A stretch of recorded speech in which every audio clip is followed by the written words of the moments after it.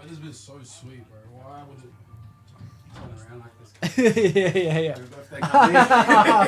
Fuck, my man. Fuck, bro. Oh, man. Mad appreciate you booking My me on man. your birthday. What a man. Oh, he got me the almond croissant. He's got me the almond croissant, bro. Yeah. I got myself some dessert. I got breakfast. yeah. Fucking whatever, bro. You munch into that shit. Oh, man. I know you liked it last time, so I was like, fuck, oi. Oh, it's actually so good, eh? One of the best I've ever had, bro. I love it. Oh, madness. Can Well, never good go way to wrong. start the episode, bro. Good way to start. Fuck off, bro. The stress Fuck balls off. are a good touch, actually. They're a good fidgeter. Great fidgeter. But yeah, welcome to episode 110, Swapcast 11, and the first episode without an intro. Yo, pleasure to be here. Pleasure to be here. Honestly, bro. Thank you very much for bringing me on to the show, bro. And thank you for creating what you've created, bro. Oh, thank Really, you. Pleasure to be here. Pleasure to be here. Thank as you, usual. bro. It's, as you said, it was my birthday today. Mm. Wow, 26, bro. 26 on the 26th. Time's moving, bro. Bruh, fuck. Time's moving quick. Bruh, honestly, a dread bar. Yesterday, I was like, bro, I'm 26 tomorrow. Like, I ain't far enough yet, bro. You know what I mean? It's just another day by day. Yeah. At the Today same was time. another day. But it's only the thought, like, fuck, 26, bro. Like, I gotta start doing more. I know. Sometimes you can't help but like fall into that thought of fuck, I'm getting old and like time's flying. But at the same time, I feel like as a guy, as I've got older, I've realized as a guy getting older is like actually a good thing. It's I'm not so scared to get older. I'm actually quite excited about it in a lot of ways. I thought I've got to turn it on. Yeah, it's alright. It's good. It's good. Yeah, I can see like the bouncing and shit, so it's a Yeah. good sign. But Yeah. like, yeah, bro, the older I get, I'm like, fuck yeah. I get to know myself a little bit more. My wisdom's going up. My knowledge and just execution of stuff is getting better. I guess like life doesn't get hard, like easier, but you get better at handling it. You know what I mean? Yeah. And that's what I like about it, bro. So Yeah. fuck. It's true, but like, honestly, I feel bad for the fact that like girls actually, they say that girls go down as they get older, bro. They say, because like I think that's facts. yeah. They, I mean me. yeah. But like, I don't feel that problem because the older I get, the more I actually do feel better, you know. And then it's like, oh fuck, I still got older to get, bro. Like I've got another 10 years. Imagine To in me, 10 that's years. like, I got smarter to get, you know what I mean? I'm going to get smarter. I'm going to get wiser. I'm going to get richer. You know, like, I'm just going to grow in like knowledge, bro. And that's like some of the shit that gives me a lot of peace. 9 times out of 10 is like knowledge of myself. Yeah, So like, the more I get to know myself, I'm just like, fuck, the more I'm going to be at peace with the world.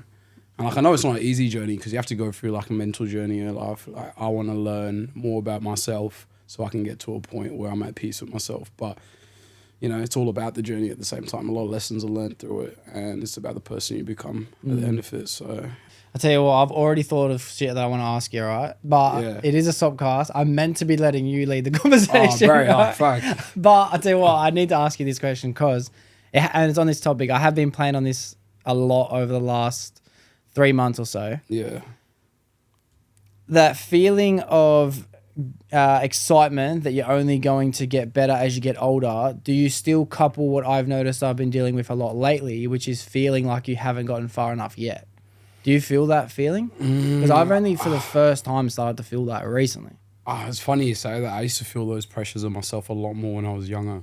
When I was younger, I had that like insane amount of pressure of like, I got to be a certain type of person by a certain type of age, you know what I mean? And I'll put those, you know, barriers for myself. I'd put those targets for myself and I'm like, I got to hit that by this age.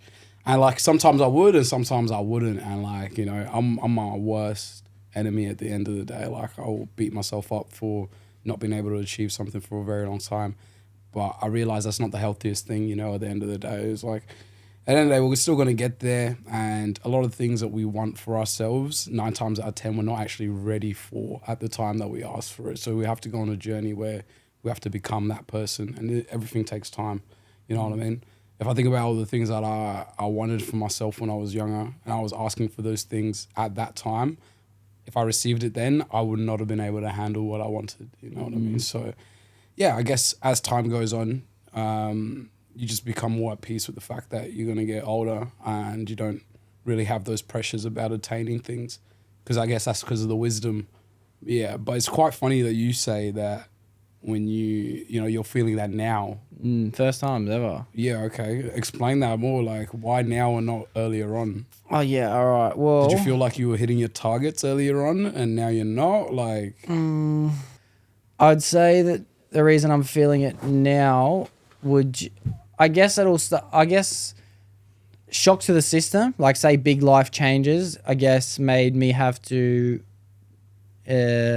forcefully adapt to new scenarios, you know what I mean? Without giving too much away, like for those who don't know, but it was a fucking big 6 months realistically. Yeah, it has been, yeah. So then I think the adaptation to that made me realize like, okay, what am I adapting to? So if I had to throw away the idea of what I thought I was and who I was going to be, who am I now? Yeah. And realizing who I am now is almost like, am I happy with that? You know what I mean? And I've never had to question that in my life before. Am I happy where I am now? Yeah. And I think truthfully, no, I'm not. Which I'm glad, because it's making me more driven and more motivated to do more. But it's also like the first time I've experienced it, and like, bro, I'm getting frustrated, I'm getting angry, like I'm getting like, bro, even a simple game of like losing chess, bro, that's getting me like, I'm like begging, I'm literally like, someone fuck with me. I know. And I don't think like that. I don't think like that. It's funny. It's like, when you decide to kind of take something head on with yourself, I guess, especially when you have mentalities like us where it's like, it's me v me, and you're going to be your worst critic at the end of the day. Like, taking that little L when you're on that journey really annoys you, because it's just making it so clear where you're at. You know what I mean? And just like, it's not where you want to be just at this point. But so as long as you just like, when you do take those L's, you just like use it as motivation to fuel you, then it's like, it's not a bad thing. Sometimes I'd say, because like, I know losing those chess games, it hurts, but as long as you know that, like, for me, it's like if I'm playing chess online and I'm losing games, like I need to pause and not keep jumping into games emotionally. I need to kind of pause and like process my emotions, process and analyze what was wrong the last few games, and then play a couple puzzles and then jump back into it. Kind of just like compose myself and like be raw, be like, what's going on? I'm fucking playing shit. Why am I playing shit? And like for real, be like, fuck, why am I playing shit? Work on it. I like that. In it, bro. Yeah, I just feel like it's good to be raw with yourself and to use those opportunities where like things don't go your way and you feel that emotional turmoil where you want to outrage and you want to react, and you process, why am I feeling like that? Go to the root of it, fix it, and then reattack it again, bro. And you usually always get a positive result. I guess I'm not really, I don't know, I've always lived my life realistic, like just on to the next. I don't really think what went wrong in that moment, so I can best equip it for next time, you know what I mean? It's more just like, let's just try again. I did catch that from kind of what you were saying on why you're facing that now in your life and not earlier on, because I guess how it is and its perspective when dealing with failure. So it's like, when you maybe dealt with failure, you would have decided, all right, that didn't work, what's the next? Rather than more than like, all right, that didn't work, why didn't it work? Realistically, like not like... I'll tell you what, but I think in the time I'm talking of it's hard. I don't know. I don't want to make this a boring episode for anyone listening, so maybe I'll just... personal emotions. A breakup's easy. I'll just say a breakup. People want to hear about the breakup. A breakup's easy. Easy. So that's a good example for the scenario I'm talking about, right? So I went through the breakup, and I didn't just go, okay, on to the next logically. I went on to the next emotionally. But logically, I went, okay, why did it go wrong? Okay. So then I went down that rabbit hole of trying to change everything that needed to get changed. Which is good, the process. I feel like I gained a lot out of it, but what I gained out of that was like, okay, I was heading down this path of where I was going to end up over the next 10, 20 years. And I'm not happy with that anymore. I'm glad I lost that opportunity, because I'm not ready for that yet. There's more to do. I got to grow, I got to grind, and I got to create. So then where I am now, it's like, it's almost like an open path of, I guess, lost in a way, you know what I mean? It's like, okay, so I had a clear instructional path I was heading down. When you were in that situation. Now I'm like, fuck, I don't know where I'm going. I don't like what I want. So it's frustrating. That's frustrating. And I think your direction comes through analysis of, like you said, wanting to be a better version and analyzing on the previous situation. Ask yourself why it didn't work, and then finding those key things on why it didn't work, and then focusing on those reasons on why it didn't work. And that should be your vision, or like kind of be your points to propel you into the future. Do you know what I mean? To give you direction again. Because like once you ID what's not like working out or what's not working out for yourself, what's not good in your life, once you're like clear on what it is, like, I don't know, I've got the itch to kind of fix that thing. You know what I mean? I don't know. I can't now like sit doing nothing about that situation, even though I know it. Yeah. So it's like knowing what's the issue kind of gives you direction on where to go, because it's like, all right, this is now what I got to fix. And then you know who you're going to become like on the other side of that thing. So, bro, you know what? I just like, this is honestly why I love the podcast, because I just realized in this moment, like, this is literally therapy, because I just got to the answer I was after. Like, as you explained, I'm like, oh, and I'm adding my own pieces to the puzzle as well. And I'm like, I realized why I've been getting so frustrated realistically. It's because I haven't got the end goal of what I can see myself to become. So that's why I feel lost. And I'm frustrated because I don't know what I'm working towards. Right? So I almost don't know what to change and fix in the next steps, because I'm lost in my path of what everything's been reset. There's a brand new possibility of greatness and, fruits and infinite rewards, potential where you're at right potential. now. Like one of my homies said it to me years ago, bro, and it's always resonated with me. He's one of the most admirable people when it comes to work ethic. I've never seen anyone that's got work ethic like this guy. Shout out A Million Forever if he's watching this. Rapper, intellect, fucking entrepreneur, like all of these things simultaneously. And then, one time we were just kicking back, chatting, briefing as the man them do. And he said this point one time when he was like, giving me that nudge, like, bro, remember that you got infinite potential. I was like, yeah, it sounded right. So I agreed with it. But then I was like, actually, what do you mean by that? And like, he broke it down and it was just like, bro, you ain't got a girlfriend. You're a grown ass man. You ain't got like nothing really tying you down to being where you're at. Like if you really wanted to, you can get up and move on to the next thing at any moment. You know what I mean? That's infinite potential. You don't have kids or whatever, like stopping you from wanting to fulfill something that's within yourself. You know what I mean? And to me, that's what infinite potential is. And, once you do get responsibilities like a wife and kid, you do have to consider those things before making jumps. So it's like, whilst you're in this, zone in your life where you really just got to think about Jake, maximize it, bro. Maximize it, take the maddest risks.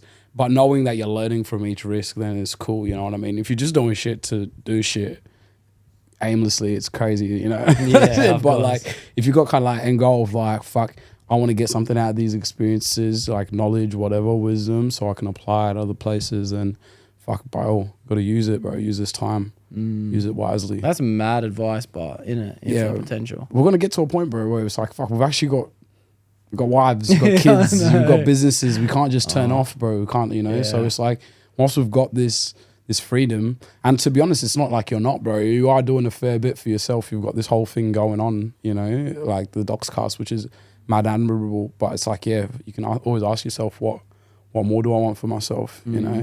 I felt room for more for a while. I've been like okay with everything that's been going on in my life for a while. Like, I've been proud of the effort I've made at work. I was proud of what I was doing financially. I was proud.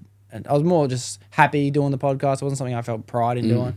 But then people started saying things like, oh, bro, you're doing a lot. Like, it's sick to see you doing a lot. And then it kind of got in my head and I felt comfortable for a while. Like, I am doing a lot. I feel like I'm doing enough. You know what I mean? Yeah. But then I felt room. Like, I've got an unbelievable hole that needs to be filled when it comes to building. I need to create. It doesn't matter if I need to build something literally, whether it be something that we can use. Yeah. Or whether it's like a business, or whether it be build a relationship with like God, or create something. I feel this room, so it's like now my pursuit is to find what that thing is, bro. Yeah, like for sure. It's nice, and that's the infinite potential. I have the universe to look for it, whatever that thing need be, and no restrictions. Like you can, if you need to go certain places to find out whatever that is, you can do that. There's nothing holding you back from doing these things, other than yourself, of course. But when you want something with the will, there's a way at the end of the day. So it's good, bro. It's good to be looking at yourself and just like asking yourself, what more do you want out of life?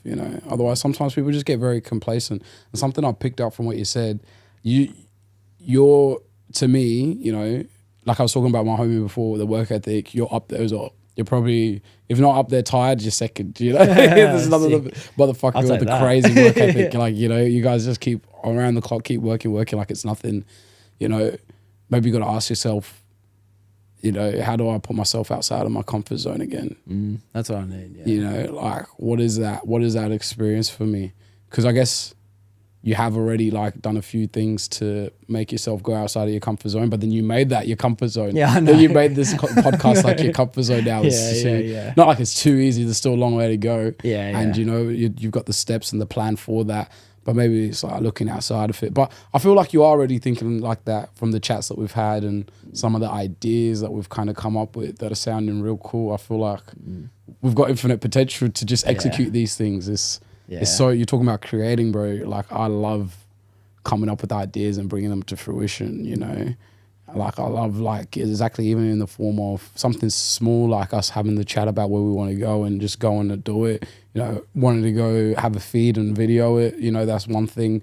But then also in the form of businesses that you said, bro, I love having an idea for making money and you execute it. There's no better feeling in the world, bro. There's no better feeling. I sent these invoices last night. It felt good, bro. You know, like my first proper invoices. Like I usually just like, yeah, I'll pay this. You know, this is what it costs. Yeah, But I full set up the accounts, the fucking stock, the itemized pricing, everything. Sent the emails out, and it felt good, bro. It all started with an idea of like, I reckon I could start my own business, bro. I reckon I could do this by myself. And look, after a few steps, you are now in the position where you are doing those things you thought of one day. And that's always the best process for me. I love that. And it takes a lot of self-belief, bro. Do you know what shocks me?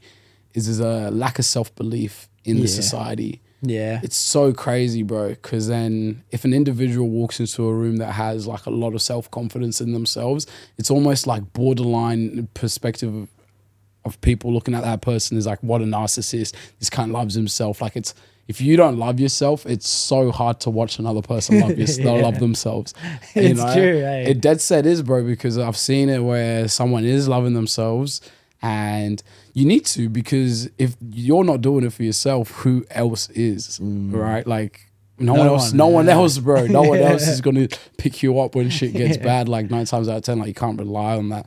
So like, you know, when that person is in that energy zone where it's just, you know, nothing but abundance of love from them and they're showing it outwards, people get uncomfortable if they're not loving themselves because it's just like they can't understand it. You know, it must be coming from a place of fucking, you know, main character mentality. But it's like, fuck. I think it's also because, and it's like I've kind of picked this up reading the book today, like what you get as a kid, you're open to the freedom of non-judgment, so you're just taking in information without regurgitating anything back, and true freedom as an adult is trying to tap back into that, you know, and not giving off judgment but also not receiving too much of it either, to change and build who you are. And I think growing up, every time someone tried to stand up and tried to be tall and tried to like outgo and dream big and be looked at and be seen and be heard, it's the way it is to shut that person up, you know what I mean? Everyone always judge that guy, judge that girl. Yeah. So I guess it's like, why are you trying to get out of the box, stay in the box, you know? It's always like crazy when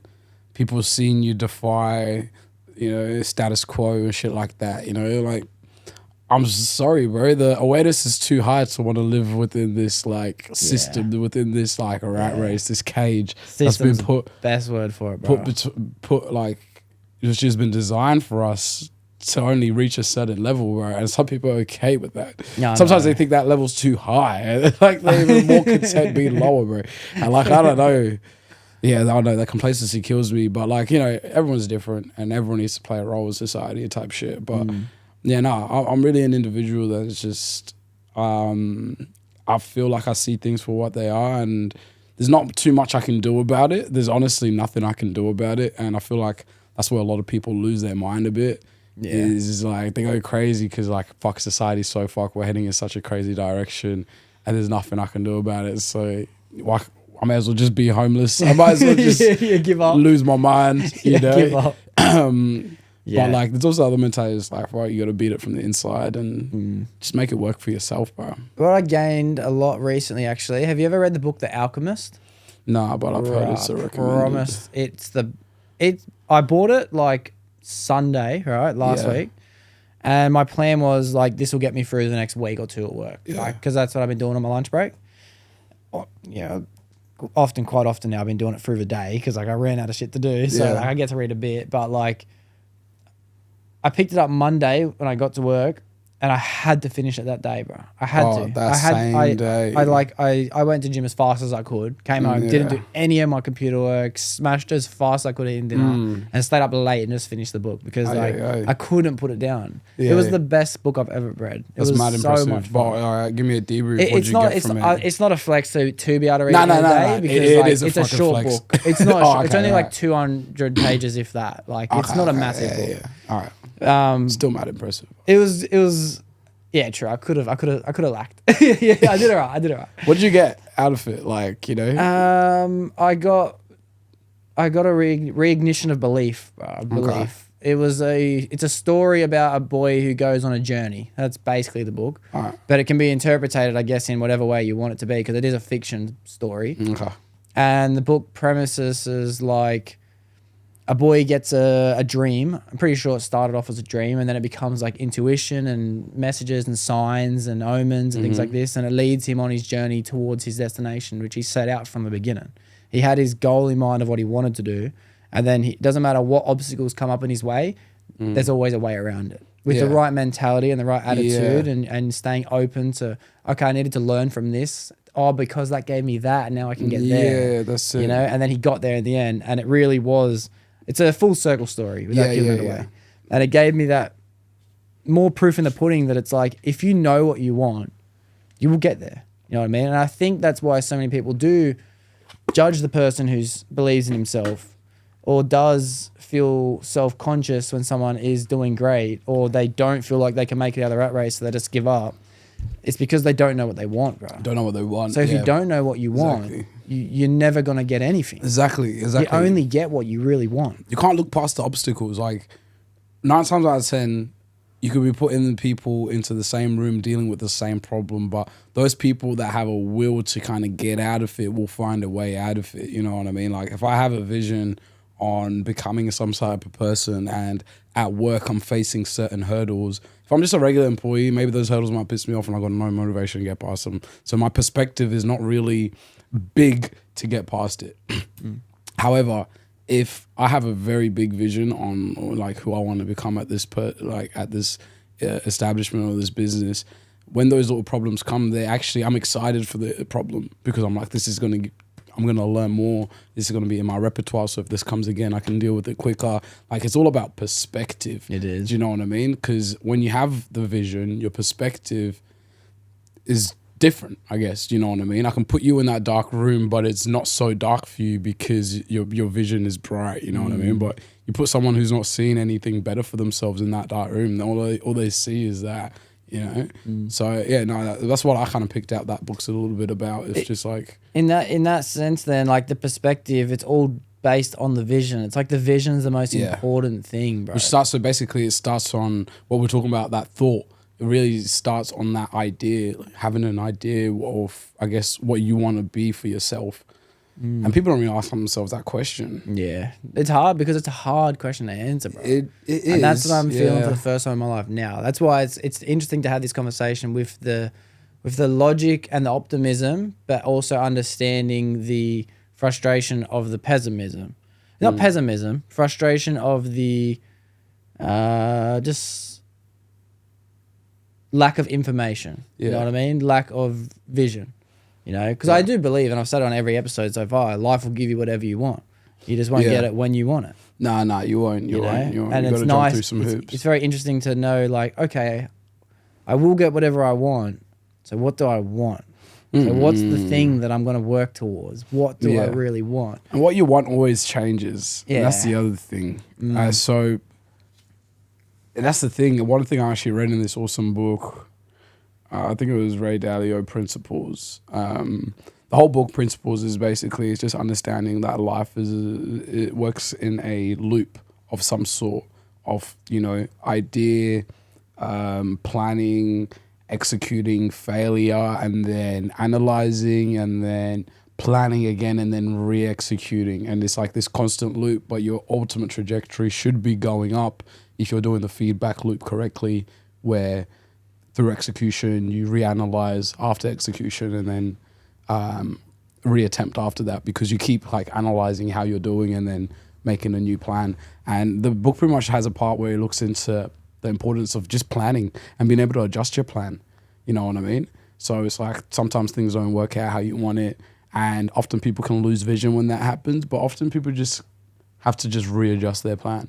You know what I mean? Maybe just rechange their outlook on something. The plan, yeah, but I guess the vision, you should keep the vision. And that's the only way it will continue to go up to the vision. Yeah. Because then if you change your vision of what you want, which I find myself to do a lot in my life, being so sporadic, Yeah. I change what I want consistently. Right. So it's like that thing that I'm heading towards, I get closer to it, but then I go sideways until I have to find a new destination until I start going towards that. Yeah. And then it's lost. And instead of going up, I'm more going diagonally. You know what I mean? Yeah, like, I see what you're saying. But I heard this bit of advice recently from this guy who owns these two massive businesses in Sydney, one plumbing company, one sparky company, who has like over 100 employees now, that businesses run themselves. And now he's trying to go help people start their own business and grow them into self-managing businesses that that they don't need to run like him. That's it, yeah. And he was saying that like for the advice he gives to people who start their business is the core values and what the business is. He has 31 core values, I think he said. Yeah. And he's like, we dress like this, our cars look like this, we show up with a smile, we ask people how their day is. Like, these are the things that we hold value to as a company. And that's a vision that he can see. And because he has these, and one of the visions might be we make a profit of 6% or whatever the profit might be, right? Yeah. So, but because he has a clear vision of how this thing needs to operate, no matter what goes wrong, he can come back to the vision, bro, come back to the vision and then the find vision answers. becomes the plan, becomes the procedure. Exactly. Having a strong vision is where it all starts. Yeah, you know, that's why I remember vision boards were a bit of a thing at the time. And I still think that's like an awesome thing for people to do for themselves, is to get as clear of an image of what they want to a T, like the material of the sofas that you want in the house, your dream house, or, you know, how you're going to feel as well as that person. I tend to find that to be one of the strongest ways of manifestation for me, is where I tap into how I feel as that person that I want to be 9 times out of 10. And then all of a sudden, me now is that person then.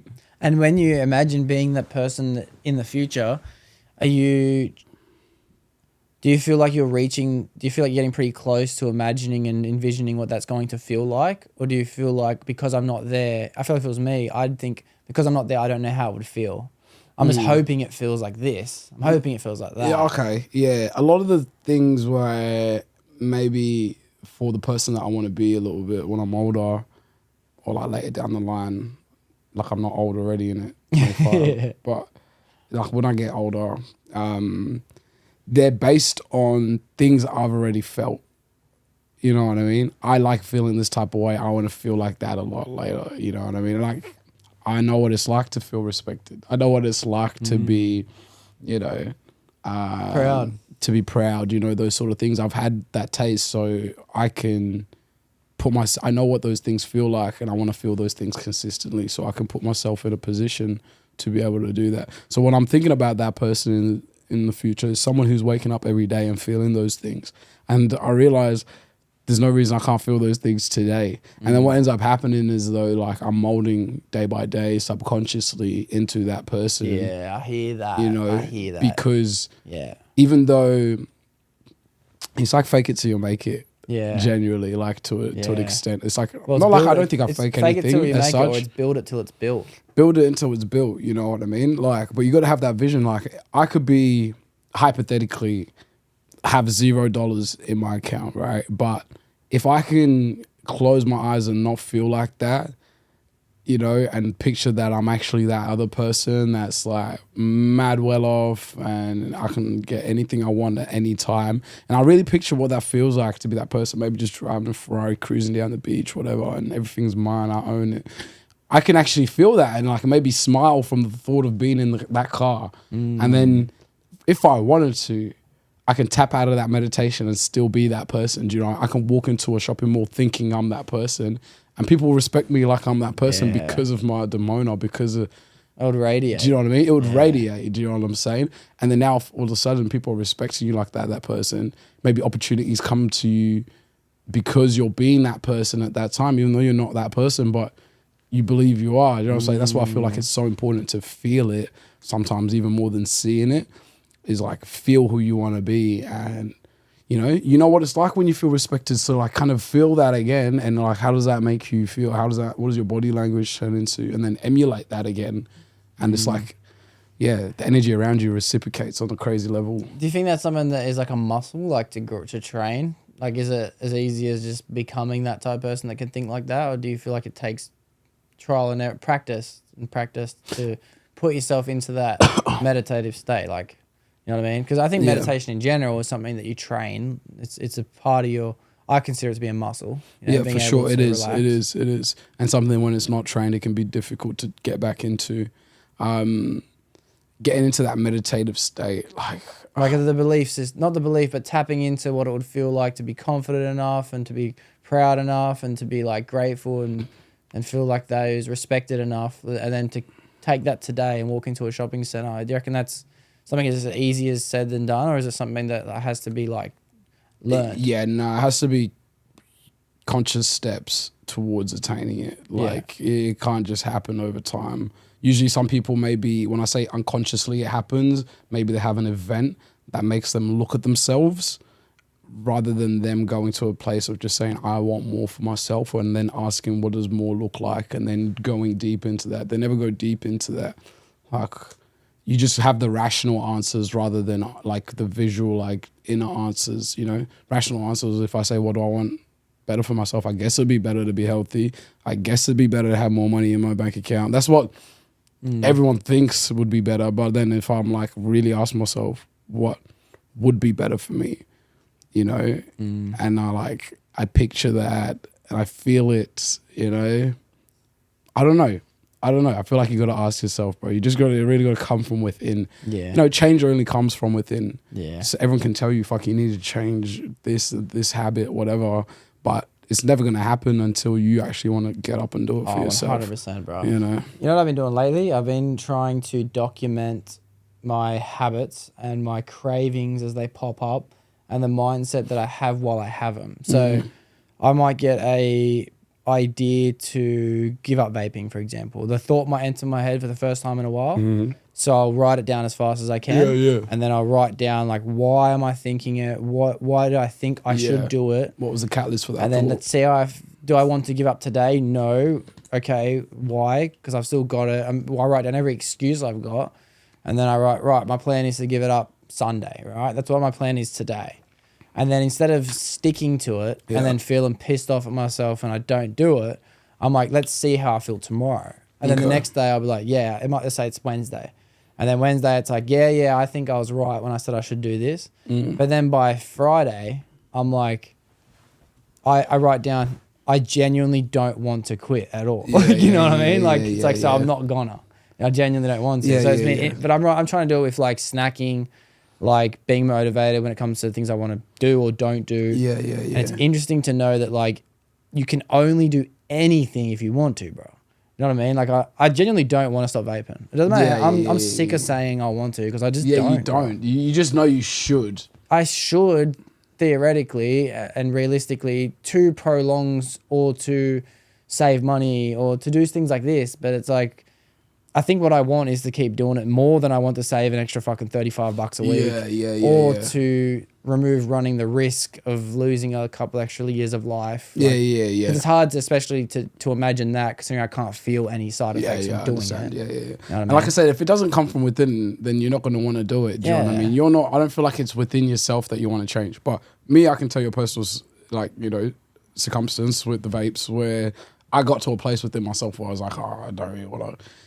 Maybe I'm a little bit active. I do things like running, so I'm very conscious of my breath and I'm aware of my breath at different fitness levels. And sometimes I might be training and doing the most in regards to, trying to improve my cardiovascular. But, sometimes I might not be getting anywhere. Yeah. And I can tell it's because maybe sometimes because of the vapes, Yeah, you yeah. know what I mean? So just having those moments when I'm conscious and aware, and I can be real with myself. I'm like, all right, I'm not at the level that I want. Okay, it's because of this item. All right, the item is clearly holding me back in some sort of way. It's having some adverse effects.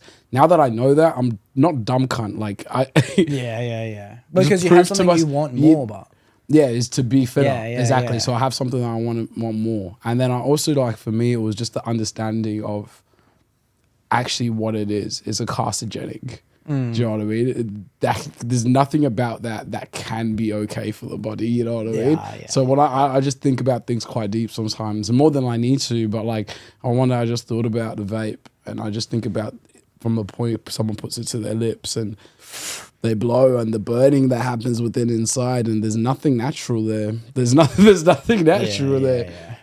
Yeah. Look, don't get me wrong. I'll still hit one here and there. Like, I don't give a fuck. Like, but yeah, More of like a dependency like thing like but that. that allowed me to detach a lot easier from the situation, just knowing that probably not the best for me, but it's from within. Yeah. You know, but Well, that's, you know what, I'm heavy on snacks, bro. Like I love my snacks, like candy, ice cream. I love them. Oh my! Today was like one of the first days. Maybe it was like day one actually. I'm telling myself no snacking during the day, and like it was nice to document things down. Like man, I really, really want it now. But you know what? I want more. I want to look this good in the next 6 months. I'm not going to get to looking like that if I'm taking in this much sugar, if I'm taking in this much sugar, that. So because I had something more than I wanted, it was easier. And for the first day, I actually didn't buy fucking candy. And I buy candy every day, bro. Every day. Now there is that factor. You just got to have something that outweighs the situation at hand. You know, you got to want something more than what you're going through in that moment. Yeah. So that, you know, but that's the difficulty in it, is like, but that's the thing that we're talking about too. Like, what do you want? You know what I mean? You have to find what you want, or you're never going to get there. And I don't have anything I want more than to vape. I want to vape, so I want to vape. But I want to look this certain way physically, so I won't snack. Yeah, you know what I mean? exactly, Life will give you what you want. Yeah, bro. exactly. But then if you started seeing yourself as a marathon runner, do you know what I mean? You say, I want to run a marathon, and then you're starting to run a lot, and you're realizing like, fuck, I could be doing a lot better without this vape. Now your wanting of executing that marathon at a high level is going to outweigh the passive smoking of the vape. Do you know what I mean? So I don't feel like there's a reason big enough to make you actually want to stop, which is all right. Yeah. You know what would be sick? If they found that you got better sleep and you had more energy through the day. If all that shit came to be true, 100% I would stop doing nicotine. I think it's the opposite. I think it's the opposite. I feel like I feel like nicotine, caffeine is all a man needs, bro. To be honest, like I'm big on fasting. I'd fast. You don't need no food, just caffeine and nicotine, bro. And you'll get a very long way. Yeah. And some fruits for electrolytes. Some minerals and shit. Bro, I've been fruiting, I love my fruit lately. Yeah, bro. For like probably 6-7 weeks, I've been pumping like 5 fruits a day or something. Yeah, man. I've been tapping into fruits a lot more. I've always been big on fruits, but appreciating them more, and also realizing it's a better source of rehydration than water. So that's one thing that I've been realizing, especially as someone that excretes a lot of water. Like I sweat a lot in activities and stuff like that, so I need to be replenishing myself with electrolytes, so that water that I'm drinking, I'm not absorbing nothing, because there's nothing in me. So yeah, eating fruit, I just feel the sustenance from it, the energy, the up and go. The body loves it, bro. The body feels good when you eat things like that. Oh, yeah, bro. Especially in the morning. Like, I try and have it around, like, 10 o'clock in the morning. I'll smash yogurt and fruit. Yeah. Bro, it feels so good. And speaking on, bro, it's, like, it's crazy to think that water doesn't hydrate you. Like, the way we think. Because I drink so much water. Yeah. I drink so much. It's never enough. I've actually stopped drinking as much water because I realized it's not hydrating. What am I doing? Yeah. What am I doing? I'm just pissing it out. Yeah. You know? Yeah, no, for real. I'd rather just like chomp into a watermelon, or like me and my mate did that the other day. Like we trained and then we just got quarter watermelons each and just munched into it. And there's some kiwis and it was so good, bro. I felt top of the world. Had a steak afterwards, bro. There's nothing you could have said to me, bro. Nothing you could have said to me, bro. I felt top of the world. It'd be sick to find a mad hydrational drink, but like something that really hits, bro. Like water should, you know? I need something that hits like water should. with what water should, bro. And you think from all this fucking marketing that Powerade is gonna do it, bro. Powerade does fuck all sometimes. Nothing but sugar that you just put into your body. Yeah, man. I need to look into that a little bit. Like, but I had someone, another friend of mine, just like really put me on game, or just saying you can actually just take electrolytes, so that when you do drink water, you actually get the benefits of its replenishment, and you can actually absorb the minerals and stuff like that. They've started to make a lot of beverages now that are really steering away from what Powerades and Gatorades have done to be your form of electrolytes. Like there's this thing called New Tonic Water that's been getting real traction lately. There's like Alpha Brain. There's another one like that does their own electrolyte sachet that you pour into your drink. Right. They're all really natural and healthy, but I just haven't tried them. And it's like, bro, who can afford them? Like, I know, right? All the supplements and stuff. With this culture, it's getting expensive in this culture to just like be a live human. It's so crazy. We overcomplicate the fuck out of it, bro. Just eat whole foods and don't eat processed shit. It's as simple as that, bro. Like it's as simple as that. Maybe increase the time, between meals as well, so you can give your body time to digest. It's so fucking simple. We just overcomplicate the fuck out of it, bro. But it's hard. Like, we're in a society where it's like we're getting more informative about what are the right things to do, but at the same time we've lived in a society that has fed us information on killing ourselves. Society is the one that trained us to be these fucking self-destructing machines. You know what I mean? And it's only just as a ripple, like, as a ripple effect from like social media and this information age that we're all starting to realize, okay, maybe there's another way of doing things, but we're shaking out bad habits and it's not easy to do. You know what I mean? It's like we're all going through it as we're shaking as a whole world. But we're not. We're just trying to add addition to our bad habits. We're not. Trying to remove that's them. Actually so true. We're just adding the things that we should be avoiding and taking. So it's like, bro. We have to take like moderation. Everything's in moderation. To be honest, like every Macca's, every KFC should just shut down.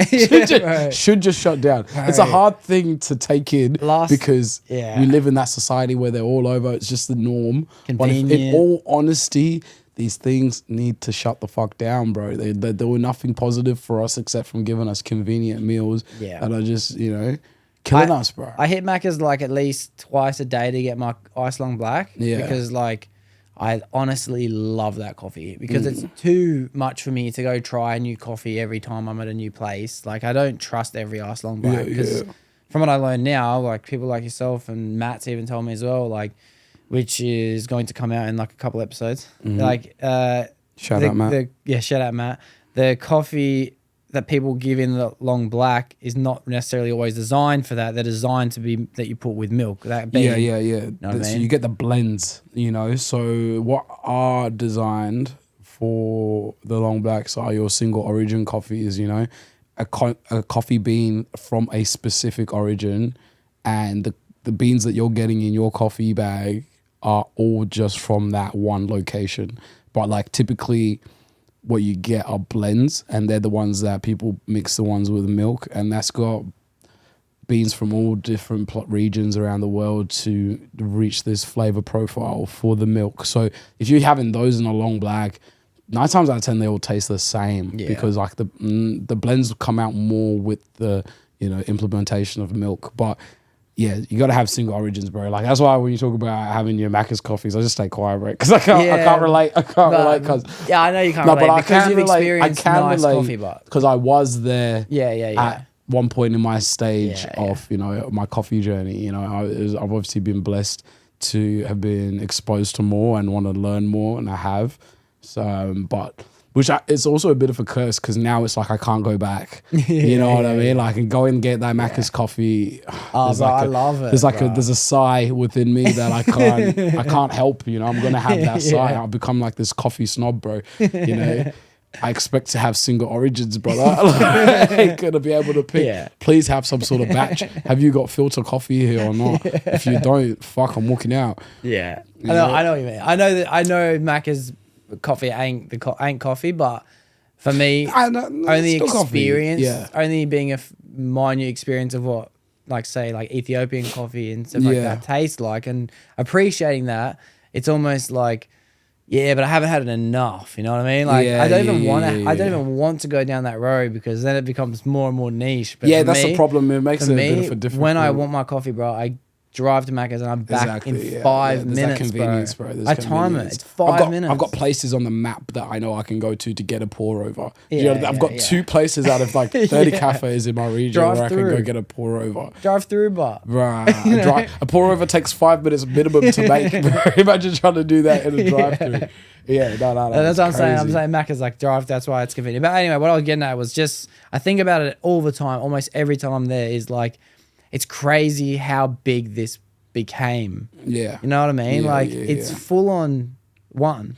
It won. It won the world. It's hard to go back from things like that. Yeah. When things are so won, normal bro. to us, how do we go backwards? You know what I mean? Like that's why I'm not surprised. Like I'm not even asking people to go backwards. Like I accept it. It's too difficult, bro. Like Mac is always gonna be there. All these things are always gonna be there. Yeah. Control what you can control and just try and avoid them as much as you can. You know what I mean? Like, fuck, I'm a hypocrite, but like, because like I'll have it, but very rarely. I can't lie. Like ever since I've become more conscious and aware of how things make me feel. That's kind of as simple as it is. Yeah, well, that's how why I certain avoid foods fast make me food. feel. Because the way it makes me feel. Just how it makes me feel, bro. There's things like candy and ice cream. I've got to be honest. I have ice cream for my pre-workout for the gym just because Yeah. it makes me feel good when I train. That's why I have ice cream. Yeah, that's fair But enough. fast food, Macca's, I'd have ice KFC. cream too if it made me feel good. It makes you But it's feel not good, going to make me yeah. feel good. Yeah. But the only way I was able to understand that, like things like Macca's and all that shit was fucked up, bro. For like 20 plus years, I was eating like that and I never really batted an eyelid at it. And I was training at the time. I thought I was fit. I thought I was healthy. And I was, like, you know, if you see me compared to other people. But I didn't realize the new levels I could reach when I could become with healthy eating, bro. Yeah. With the healthy lifestyle plus healthy eating, it's crazy. It's superpowers. It's Yeah. genuinely superpowers. And that's the only reason I've cut out fast food as well. Only because I've experienced how it feels to not have Exactly. it and replace it with fruit and meat. Once you've gone through that period of knowing how good it is to feel when you're eating good, it makes it very obvious when you eat. Makes you that feel like processed shit, food. bro. And immediately, bro. Yeah. I'm talking like first Yeah. bite. Yeah. The moment it hits your stomach, your digestive system. KFC especially. The whole energy in my body just lowers immediately, and like I can feel my face inflaming, bro. Yeah, like the puff, and this pus building immediately under my skin. Because That's so funny, bro. And You're you so into it, bro. You get it, bro. You get it. Like I it's do. exactly It's what it is. You disgusting, feel bro. your face come out. Like you become so intuitive with your body that you can feel these things happening immediately, bro. And people are like, oh, like how do you like realize those things? I'm like, how do you not? Like, how do you not? Like, but honestly, yeah, like I'm so happy for going on a journey with things like calisthenics and stuff like that, rather than going to the gym. I'm sure people still do have that experience of, you know, getting to learn their bodies a lot more from going through gym. But I've gone gym and I've done calisthenics, and like if nothing beats calisthenics in the way that I've had to have like so much mind muscle connection through everything that I'm doing, you know? Yeah, of course. But like through that, I've realized that I've just become a lot more intuitive with myself. Or, you know, I can feel like points in my body, pressures in my body, and like understand what's going on there. Like, all right, do I need to decompress it? Do I need to stretch it? And how to play around with it and see the rotation of these certain muscles and stuff like that, bro. And I just feel like every human should be able to do that with themselves, you know? Like just to know what's going on a body scale. Like I know when things aren't right and I know when things are okay. Yeah, you that's know? mad. So yeah, it's good. It's good to go on that journey. But healthy eating is the key. It's prime, the key. eh? It's the prime, bro. bro. Easier said than done, though. Like definitely easier said than done because it's so engraved in us to, you know, I feel like what we've always been taught is like these are the healthy foods. We've always known what the healthy foods are, but society has also told us like at the same time, it's okay for you to have all that other shit though. Like it's just like a 60-40 or it's like a 70-30. They say it's all good or it's all good. Well, what I've noticed now is it hasn't just been told it's okay to have it, which I do believe, I can't lie. I haven't decided how much percent, but I genuinely feel like there's a certain amount of percent that I feel like I need to consume. They call it soul food, I guess. Yeah, yeah, absolutely. A bit of chocolate here and there, Yeah, or a yeah, bit yeah. of like, I feel like when I do have a bit, it keeps me more in line to be healthy because I don't want to give up everything to just get That's it. to give into fixes and vices. So I allow myself to have a taste of ice cream or a taste of a candy once a week or something like that. Yeah. And I think that's beneficial. I really think it is. But it's actually all this shit has been sold to us that it's happiness. That's the actual issue. And I've noticed that while I'm doing this documentation of why I choose to do things, a big reason why I want to go get Macca's or I want to go get something like that makes me feel like shit is because I'm actually not feeling happy enough or comfortable enough or proud enough. And that's an escape. That's it's like it's so crazy. I feel like I can actually lean on that, and I believe in my head, like a Pepsi Max for some reason, and Coca-Cola and things like this. Like I've now noticed, I'm being drawn towards it to start to feel better. But then once I get to it, I realize it wasn't real, and I feel worse. But it's been sold to me and indoctrinated into me to make me feel like that's where I want to be. It sounds a little bit self-destructive, and that's what I got out of it because I could relate to that a little bit. Where initially you were saying like, if I'm not in the best mindset, if I'm a bit weak, that's when I'll eat something like Macca's. Not necessarily like weaker mentality, and more like if I'm not having a good day, maybe I'm more susceptible to having Macca's because I'm like vulnerable and I almost self-destruct. Like I want to feel the shittest, so I'll eat that food. I was thinking like that a little bit. Like I that's when I have Macca's. Like this happened not too long ago. Like maybe like some point last week. Like it's the I just fuck ate it. 3 fast foods. And like the same day, bro. I don't even do that, bro. I fasted. And because you had one, you had another one. I had breakfast, which was like from a cafe, scrambled eggs on toast, and they don't just do small. They do massive portions. And I top a banana bread on top of that. And then straight after, I'm next door in the Chinese bakery, lad, and I'm getting a banh mi, lad. Bro, it's crazy. And then after that, I'm getting KFC for dinner, and then I got a kebab with chips. Bro, do you know I'm a healthy motherfucker, bro? Do you know how crazy that is for me? Like, that's crazy. In the same day. And I just like go home and I just get in a food coma and I pass out, bro.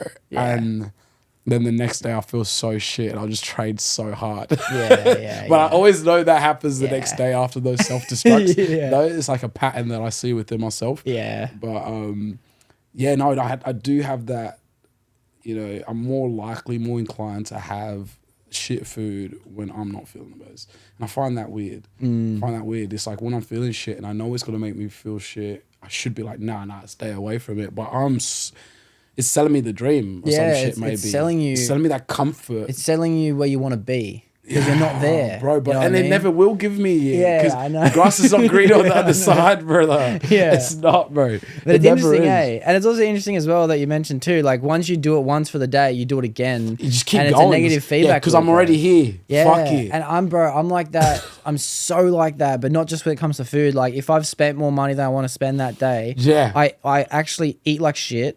I'm not training as hard. I don't do any of my editing. And then like just say this is a weekend, so I've got heaps of time. So then like I actually buy more shit, bro. I know exactly what you're saying. If I've spent more money than I want to spend, I spend more. Bro, if I'm already late, I'm gonna be later.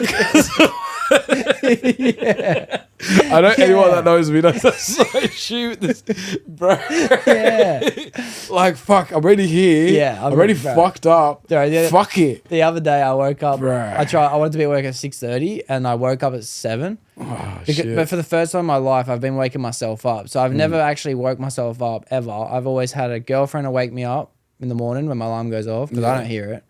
If I don't have a girlfriend, deep sleeper, my brother wakes me up because he works with me. If my brother's not working with me, my mum will wake me up. Or I'm like living with people I work with, so we're like the team works together, we live together, so they wake me up. Fuck, you actually got to be responsible. Bro, for the last 2 weeks, because I was home by myself for the last 2 weeks, I had to wake myself up. So I did it for a little bit, and then I was fucking, all of a sudden, I'm not waking up again. So I wanted to be at work. Are you even trying to put an alarm on? Are you putting an alarm on? Yeah, alarm's on. Like, I'll wake up, my phone will be next to my head, and it will be going off for 2 hours next to my head, and I can't hear it.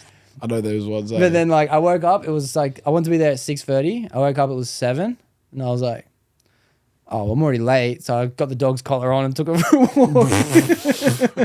Dude, I can't explain it, bro. Like, do you know what principle I'll say about this? I have this one principle, like, if I don't want to be somewhere, I will not fucking go, bro. Like, if you want me to be somewhere and I don't want to be there, you're better not having me be there than me be there not wanting to be there, bro. Like, I'm a fucking, I can't fake how I feel at all, bro. And it's the same at work. Like, if I wake up in the morning not feeling like I want to work, I might just be a bit late until I'm ready to come in and feel like I'm working, and that's okay. We should all be okay with that, because me being there, not wanting to actually be there, is worse, unproductive.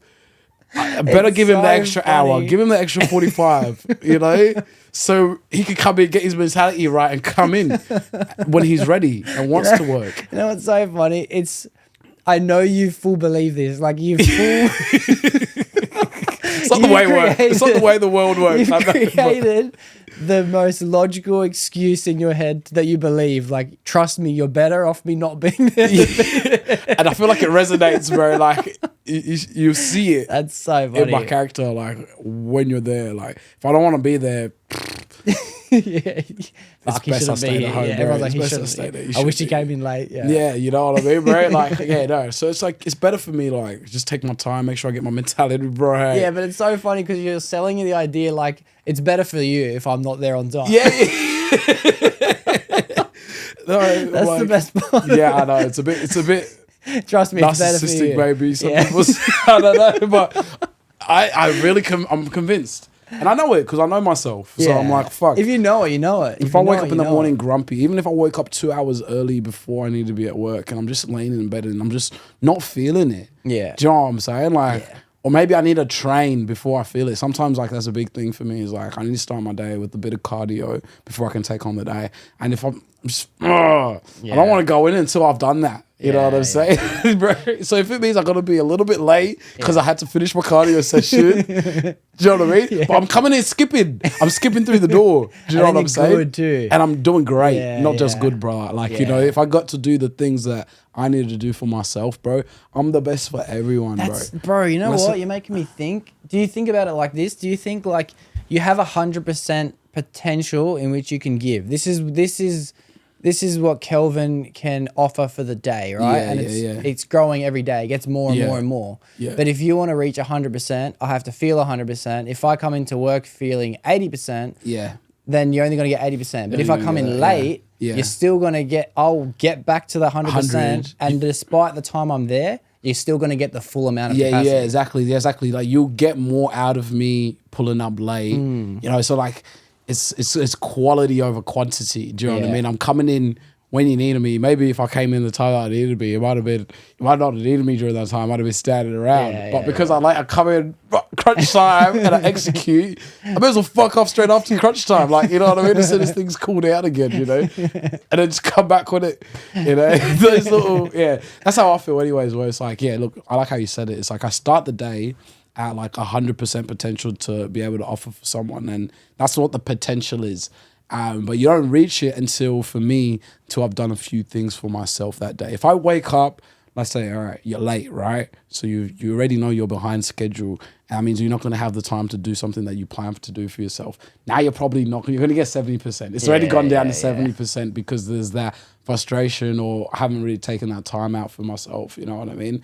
And exactly, probably depletes across the day, you know, after that. But if I have taken the time out to, if I got to meditate, if I got to journal, if I got to train before work, bro, you're going to get 110% that day. That's like, you're going to get the best out of me possible. And I just believe that as a general thing, that you got to love yourself before you can love for others. And that resonates as simple as like working for other people. Like, fuck, I can't be a great worker for other people if I'm not working hard for myself. Do you know what I mean? Then I feel weird, bro. I've noticed a lot lately myself that I'm not willing to be at work realistically. I'm not willing to be there if I don't feel like I'm being productive. Yeah, if I haven't I had this exact moment and the other week. have no problem being productive. I'm always going to be productive if there's productivity to be done. Yeah, exactly. If there's no productivity to be done, I will not be there. Like it's as simple as that. Nah, it's not worth it. I'll just go. Like even if I it's have free to money have just work, standing bro. around, bro. Like I can't Keep it. I'm just do like, it. it's keep worse your for money. my mindset. It's It's worse for all about me, the bro. mental. It's all about the mental, Yeah. bro. Like I'm not the type of person. I can't just like linger. I can't just stand around. I can't just like be hovering, not knowing what to do with myself with my hands, bro. I need to be putting my hands onto something and trying to make something work. So, no, I'm definitely the same, bro. Just like it's not idealistic. Yeah, way to be living life. It's not realistic, I guess, but at the same time, it is what it is. It is what it is. This is just sometimes like if I was working with someone and I'd tell an employer how to get the best out of me, this is what I'd be saying. You know what I mean? I'm like, all right, you know, if I'm late, don't get worried. He's gonna come in and he's gonna do what the fuck he needs to do, bro. If I'm like fucking 3.5 hours late, all right. yeah. You know? Yeah. But yeah, just no, government was the best. Yeah. When I was working government, it was so good. Where did you work government? When I was like 17, I was doing yeah. road design engineering for RMS at the time. They don't exist anymore. Roads and Maritime Services. But they were just like, fuck, you pull up to office whatever time. Just do your hours. Yeah. Just do your hours of the day. That's mad.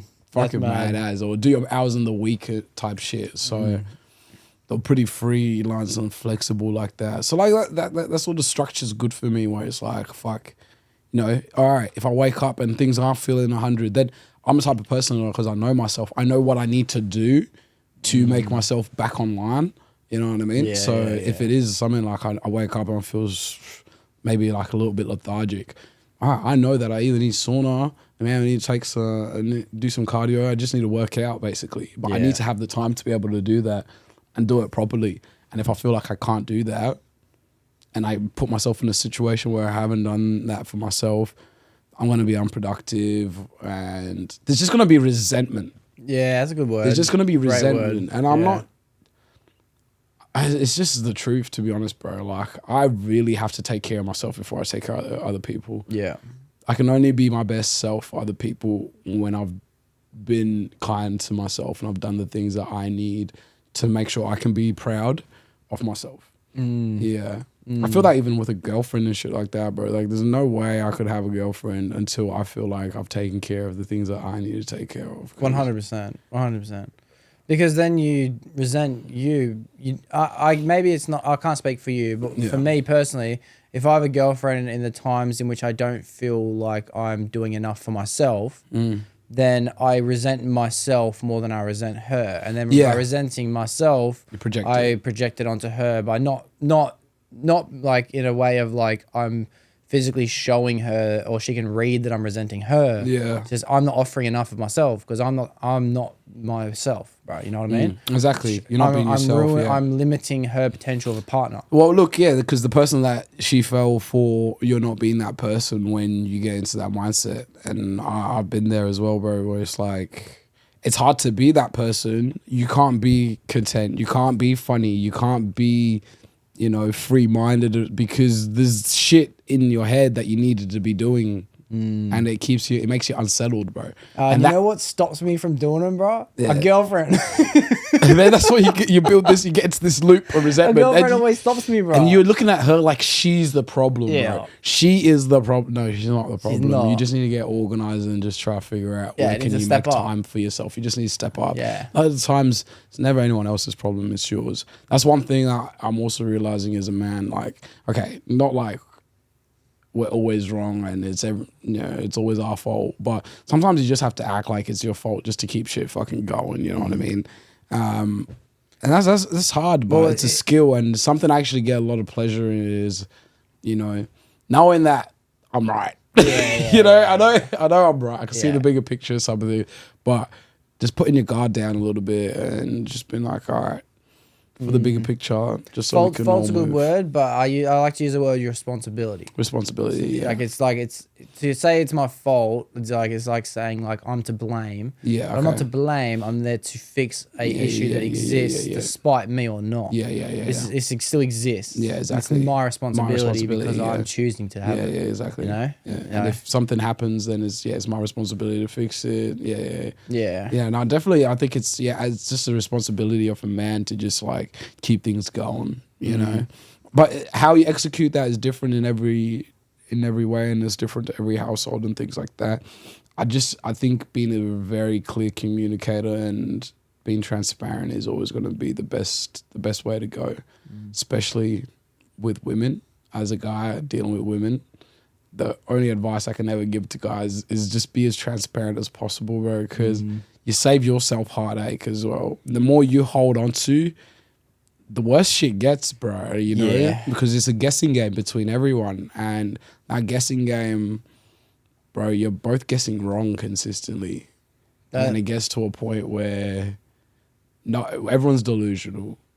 No one's on the same page about shit whatsoever.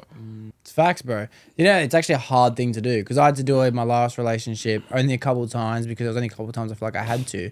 But it was something that I'd learned from past relationships. Like, I had to actually say, this is bothering me. Yeah. If this continues to happen again in the future, it's going to cause issues. Like, I'm not necessarily angry right now, but I want to just tell you I'm not okay with that. I didn't like that. Like, I'd ask if you don't do that again. Bro, I feel like, But that realistically what that was for me, that was a hard thing to do because I realized in that moment, like, I don't want to offend them. I don't want to cause tension. I don't want to upset them. I don't want to sound like a bitch at the end of the day as well. Like, there's a lot of reasons why it's a hard thing to do. But doing it just solved it instantly. Yeah, right, exactly. You know, instantly. Dude, it's communication, save relations. Yeah. Bro, I'm telling you, bro, just like communicating with people, just tell them how you feel. And it's not like you won't be a bitch. You know, people get worried about like sounding like a bitch because I'm talking about feelings. So like, let's say for example, I gotta be careful about the examples that I utilize just because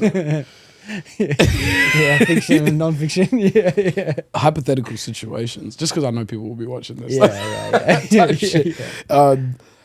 Hypothetical situation is like, fuck, you know, if someone's doing something exactly like you say, like you don't like what they're doing, or, you know, I feel like a lot of guys, you know, they'll keep doing it basically, especially like, it doesn't, not just females, it doesn't go as close to them, like even kids, if you don't set boundaries, they'll keep doing the same things. Do you know what I mean? So you have to, at some point, just be very clear about how something's making you feel. And like how you said it, like, okay, it's not a problem now, but later on it might be a bit of a problem if we don't fix this up. And then that's a great opportunity for you now where the ball's in their court. And that's why the stress should come off, because it's like, now I get to see how you're going to act and whether you're going to change things. And if you don't, cool, that gives me a lot of clarity, because it shows to me that you're not the right person that I thought you were. If they don't make those changes, if someone's not willing to make those changes after conversation, then that really shows a lot for you. You know, like me personally though, like, I've been in a lot of situations where, maybe someone's doing a few things that don't make me feel uncomfortable. And I'm very happy to say those things, you know. But there was a time where I wouldn't say those things, I just cut you off. Yeah. I know that. I know. But sometimes it's better because you already know. Yeah, because I guess they give you the signs, you know, that shows you like, all right, I'm not really willing to work on this with this person. You know what I mean? Exactly. Sometimes you just know, like, maybe they're not worth it. You know, maybe they're not in a place where they need to fix it. I don't really need to impose that on you because you're not maybe it's okay for you to be doing these things, you know what I mean? Because you do meet certain people at times in your life where it's like right person, wrong time, you know what I mean? Where they're not in a place to be settling, you might be in a place to settle, and you just got to accept that you're enjoying that person for that time, and you have to let go. Even though you want to have that conversation, you sometimes have to be smart about when you have it and who you have it with, because brother, they just might need time, and sometimes you got to accept it. Well, I think looking at it from another lens, which I've never looked at before, maybe sometimes people don't say it and people get stuck in a relationship, that is tension and that is argumentative and that is that, because in the beginning, when the reason why they might not have bring it up is because they felt scarcity towards the thing that they were holding, like the love, the relationship. They felt like if they came to realize this person's not willing to change for me, then I've lost the thing that I thought I had, as opposed to me pretending like it's not something they need to fix. I'll fix it from within. I'll do it all myself. Because sometimes you put the blame, out. exactly, because, you know, sometimes, you know, people get a bit twisted with insecurities. You know what I mean? Just because you feel shit don't make you insecure. Do you know what I mean? Like, because someone did makes you feel shit does not make you feel insecure. Maybe what they did is just downright not okay, and they'll get manipulated into getting told that they're insecure. You're not insecure. What that person, they should be giving you more respect, like 100%. And that's just something that people need to be clear of, like, not to feel bad, like, especially as a guy, if you see a girl that's making you feel some type of way, like, nip it in the bud ASAP. Do you know what I mean? You got to have that discussion and not feel like, not blame on yourself, like, nah, I just got to not feel that way in those sort of situations. But that's insecure. But that's insecure. If you tell yourself... that is insecure, that's the insecurity. insecure, you're right. But then, like what I was saying is, like, if you tell yourself that, you can get caught in a loop where you're not creating the boundaries, and now they're just going to keep doing it and think it's okay. And if you're going to bottle it up, it will get to a point where it explodes, and obviously you don't want that. You know, so, I think you're right where you say, like, that actually might be it's more insecure to hold it on and blame it. And to say I'll fix it from within by myself, because you're too insecure to be able to open up for whatever reason. I don't want to feel like they either judge me for it and they don't think I'm equipped enough to handle whatever they are, or they won't change who they are and I'll realize this isn't the person for me, and then all of a sudden, instead of fixing it myself, I've just fucking lost the relationship. 100%. Like, that's the whole point of having a partner. You're meant to do things together. You know what I mean? At the end of the day, you're supposed to have hard conversations, bro. If you can't have a hard conversation with that person, that's not for you. If you can't tell someone that, hey, this thing that you're doing is making me feel uncomfortable, without that person being able to, like, hear you out and come to some sort of, like, solution, how you guys are going to move forward, that's not the person for you. If you come to that person saying that you feel uncomfortable and they fucking gaslight you, that's the biggest red flag, and that's where you should be able to identify whether someone's worth investing in, you know, I guess. But, you know, talking about relationships and all that sort of shit, like, low-key, like, could give a fuck, at the same time. Like, I do see myself obviously being a person that's settled down, but, like, at the same time, everything that we've been saying is about getting yourself right, though. Like, before you even do that, you know, as Delvin actually said it one time, he was like, hey, bro, 9 times out of 10, I don't even think it's going to matter who it is. It's just going to be about when you're ready. Oh, bro, that's just men, bro. That's just the male's brain. Guys, I believe this to be true. I believe that a girl looks for a guy and realizes that's the guy I want to be with. A guy realizes I want a relationship and picks the girl in front of him. Yeah. You know what I mean? Yeah, like, I know what you're saying. Because I've done that time, bro. Like, it's like, this one specific example, I remember being like, I'm ready for a girlfriend again. And then I fucking just had for 2 years, bro. From that night on, I had a girlfriend. You know what I mean? Like, and it's like, because I was ready. And it's got nothing to do with an availability to get girls. Because even if I was trying for a period of time to either just get laid or just have a fling or situationships, even if things aren't working out the way I want them to work out, when I decided I was ready, I knew, girlfriend time now. You know what I mean? Yeah, it's crazy, bro. It's crazy. And yeah, I think that... You know, I was the same, mate. For the longest, I didn't get in a relationship for like 20 plus years, 21, maybe. Like 21? A proper wow. relationship. I think I was 22. Do you want to have a drink? Yeah, sure. I'll get a mineral, if that's all right, Sparky. Cheers. I think I was like 22, 23, but it was exactly that. I was like, it's getting a bit late. I should probably try one of these things out, eh? That's wild. And I tried one out. Yeah. Yeah. It was good XP. It's good XP. XP. I want to come back to XP in a minute, actually. Good XP, bro. Life is all about XP, bro. Get some XP. Just make sure you know what you want out of life. You know what I mean? And that experience helped me know more about what I want out of life. And also, like, you get just more data about yourself, more data about, you know, how to improve and shit like that. Well, you don't know what you don't know, bro. You know what I mean? Like, people, I will circle back to this in a sec, actually. But first, I wanted to say, like, to go that long with our relationship's crazy because I've had girlfriends since I was 3, and I've had one about every year and a half Yeah. for 26 years now. You know what I mean? Like, it's just the way I am. I don't know. It's crazy, bro. Like, I only have relationships. You know, I never have flings, even one night stands. Like, they're very, very rare occasions. So like, easy all for of me. my experience with girls are always long-term things. Yeah. It's only ever been that way. It's funny for me, bro, because like I was lucky. Like when I'm in my early teens, I went through a little bit of a spiritual journey, and because of like the environment we're living in the Adelaide Hills, I was pretty much in a forest like every second day. And you know what it's like with you and your boys around that age. You're tapping experimental, etc. So I understood detachment very early. Like, you know, I was into Buddhism and all that sort of stuff. So I understood that everything is temporary.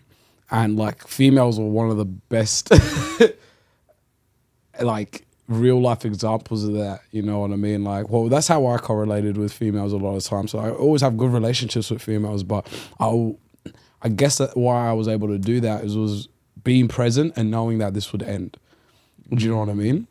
I get that vibe from you, but because you are what I consider to be a traveller, like you'll go live in Adelaide for a long time. Didn't you live in London for a long time? Yeah, Didn't England, you live in yeah. England till like 12 or something? Yeah, like most of my Yeah. childhood. So then you went from there to now Adelaide, so you're already used to movement. And then you've come to Sydney. Yeah. But then you went back to Adelaide. Yeah, I guess so. then you came back to The Sydney. moving and the I traveling. can see detachment, and I've always noticed it in you, but I've noticed that you also have attachment too, because like not only have you been a part of my life, Dell's life, and the boys' lives for, bro, it would be like at least 8 years or something. nearly now. 10, bro. That's a Yeah, long time. that's a long time, But bro. you're still boys with your mates from Adelaide. Like Yeah. boys, you know. Yeah. So it's like it's funny that you have these with some things and not with other things. Yeah. With the things that, it's crazy to say, not like relationships with females matter, but as a young man growing up and things like that, it's not the most important thing.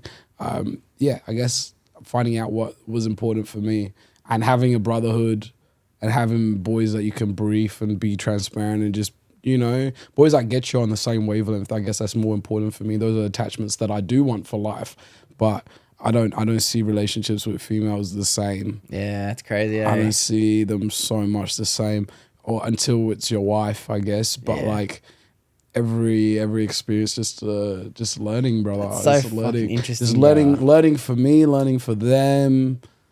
It's always a great experience. It's a great exchange, like from one woman to another. And this sounds extremely bad, like promiscuous, but like, you know what? Like, I want to be able to say these things without like not feeling like there's judgment. Well, I'll speak for you if you don't mind, because I know what you mean. But you mean in a sense of like you haven't found the same girl that connection with a girl that you find in connection with the lads. Like you haven't found that girl that's like, I know from the get go this is something that I want it to be forever. You just appreciate. I'll be honest, bro. There's a couple of times I've met a couple girls where it's like, but then usually those ones are the least likely to have longevity. Wow. Wow. The ones where you click the most are like the ones where you're most least likely to like stick it out the longest. Yeah. Because it's almost like a female version of you, and that's obviously not gonna work. You know what I mean?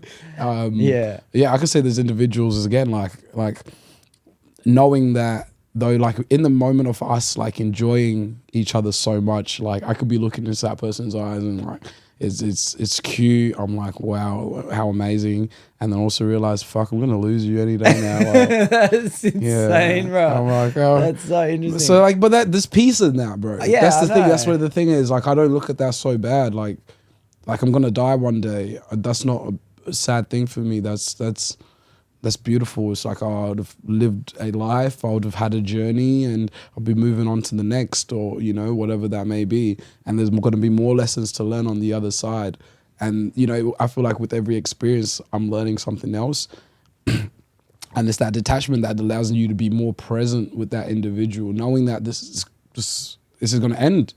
So let me not make the most out of it right now, right? So That's mad, bro. you know, there's this. I even know, and when I know a girl is like not good for me, right? But it's already like it, you know what I mean? It already is what it is. But it's like I know from the get go, this ain't a long term thing. Yeah. I still can't not. I still get drawn to the thoughts and the idea that it's going to be a long term thing for a forever thing. It doesn't matter how many red flags are there. I know from the get go this is just fun. This is just an experience. That's all it is. I just the entire experience for me is always imagined it for a lifetime. Yeah. You know, I can't get out of that. It's pretty toxic because like I live it though. Like that's the case though. Even when I'm with the individual, we might live it like we're gonna get married. You know, talking wild, but like I think it's just from the experiences that I've had that I just know that nothing is really as it seems, and I don't know. Things change over time, and people change, and I don't know. You just learn, bro. I just keep learning, bro, from one experience to the other, and I'm enjoying the process of learning. I feel like it's not an easy thing. Some people get it a lot earlier. It's an easier quest for some than others. Sometimes it's not even a quest. Some people get it first go. They find the love of their life straight away type shit, bro. I don't know, bro. I haven't been able to find it that easy. It's not been been that simple of a journey. But at the same time, I don't think that's going to be my journey of finding love at first sight. It's also perspective as well, bro. Like I think to myself, like my natural instinct gets me in a lot of trouble, bro. Like, my natural instinct in the wrong girl, bro. I get stuck. That's it. And I know don't do this. And it might. Who knows what the reason for it is, bro? It might be a learning curve that I need to grow. Maybe it's some kind of insecurity that I'm attaching myself to someone. Maybe I'm seeing something that I want that I don't know that I want, and I'm looking for it in the wrong person. Right. And the thing is, for me, is like you don't know until you try. So you got to keep. You gotta keep experiencing to figure it out, bro. But like it, what I'm saying isn't actually that bad as long as you're actually learning, though. Like as long as you can come out with wisdom, like you got things that can back, you know, why you did what you did. You know what I mean? And you got something out of it. If you're going from girl to girl and it's just like meaningless, what a meaningless, then it's like, what are you doing, bro? Like you'll feel that hole in yourself, but you won't feel such a hole in yourself if you're going in those situations trying to ID, all right, is this person for me? If not, why are they not? And what is it that they're missing? All right, now I take that on to the next person and then, all right, they're ticking these boxes, I'm ticking those boxes, okay. Now, if it's correlations that keep happening, maybe you can ask yourself within where it's like, all right, maybe there's something that's just not settled in me. Like you said, like maybe there's an insecurity that's leading Is there me a to compensation that this actually does outweigh this sometimes? Yeah, bro. And like, for me, I just feel like you can't get that without data. Yeah. You can't get that without data. We live in a different society, bro. Like, I was having this chat in the sauna the other day and this guy was like, are you married? I was like, no, I'm 25. And he was like, bro, I was married 18. And I was just like, different generation, bro. And he was from Philippines, you know. And I was like, bro, back then, you knew who the top 3 baddies were in the village, bro. Do you know what I mean? Yeah. That was it for your brain, though, you know? Like, that's as far as it went. I know the top 10 baddies in the world, bro. Do you know what I'm saying? So, like, my scope is larger. Do you know what I'm saying? So, like, we live in a different age where population's high, options are high. We're going to have to go through longer journeys to find out what we want, all right? So the average age where we get married, of course, for a happier marriage might be higher than what it used to be before because we have to go through more now to get to knowing exactly what we want for ourselves. And I feel like it's a little bit different. The ideology is different. Like, no longer do I just want, like, maybe a pristine, clean female, never ever seen the side of a man before. I really want someone that maybe has experienced life a little bit and now knows what they want. Knows themselves to know enough that when they're with me, I want to be with him because I've seen what's around and not that's what I want. Do you know what I mean? That gives me security, bro. I guess I am like, you know, maybe that's a fucking interesting point, bro. You know, I get insecure from knowing that you not okay. It's not insecure because, oh my God, like you might want other guys. No, it's human instinct to have curiosity. Kill your curiosity and then run it back to me later. Dude, kill your Preach curiosity, to me, bro. Fuck, Kill your you curiosity, blew my because mind, bro. why the fuck, if I can sense that curiosity, why am I going to put myself through turmoil until you figure out what you want? I'd rather separate, you figure your shit out, and you come back being like, after having some experiences, and you're like, nah, okay, knock on my door and be like, nah, you're actually what I want. Then I'll fucking give you abundant love, and I can do it freely as well. Not having these like reserves in my mind, like, do you really know what you want? Now it's proven to me you know what you want. You know what I mean? Because I rationalize everything. So in rationality to me, I don't feel like it makes sense to be with one person, bro. Like, if you've only ever been with the one partner, like high school love, this, that, you're telling me that one person is not going to think about wanting to sleep with anyone else ever? Yeah, I think it could work out if you've only been with one. If both people have only been with one, I genuinely think then there's I think what that could grow into is fucking amazing. Yeah. The possibilities of that is magic. So I believe. yeah, I get what you're saying. The chances of that are so low. Yeah. So I know what you mean now, because as a man, if you have a partner and you know that she's only been with one guy, for example, or none, straight up, bro. If one girl has none, you know as a guy that like you are everything. And in a way, it's a lot of pressure. Not pressure isn't that I don't feel like I can live up to it. It's almost like I don't need this, bro. Like, I'm still building. I'm still growing. I got shit to learn. I got mistakes to make. You know what I mean? I don't want to just be the guy yet. You know what I mean? Like, I want to fuck shit up so I can get better. Yeah. And yeah, it's going to be a natural instinct for any girl to want to explore the world, just as it is for guys. Yeah, exactly. I feel like that's a perspective I've never looked at, bro. There's no difference between guys and girls in those things. Like, we're all feeling the exact same things. So I guess it's a bit pessimistic. I can't lie. It's a bit pessimistic. It's a bit dark, my view. But at the same time, I just feel like it's realistic.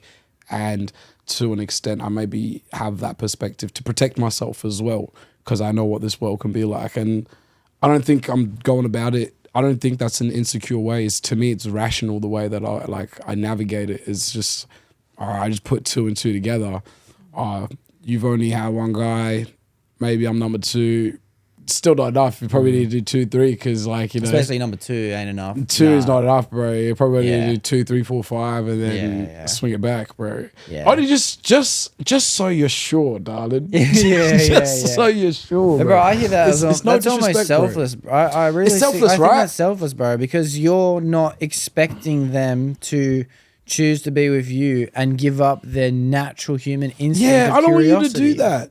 I don't want you to do that because you're hindering. Because I do that, bro. Now that you say it, I expect a woman to let go of.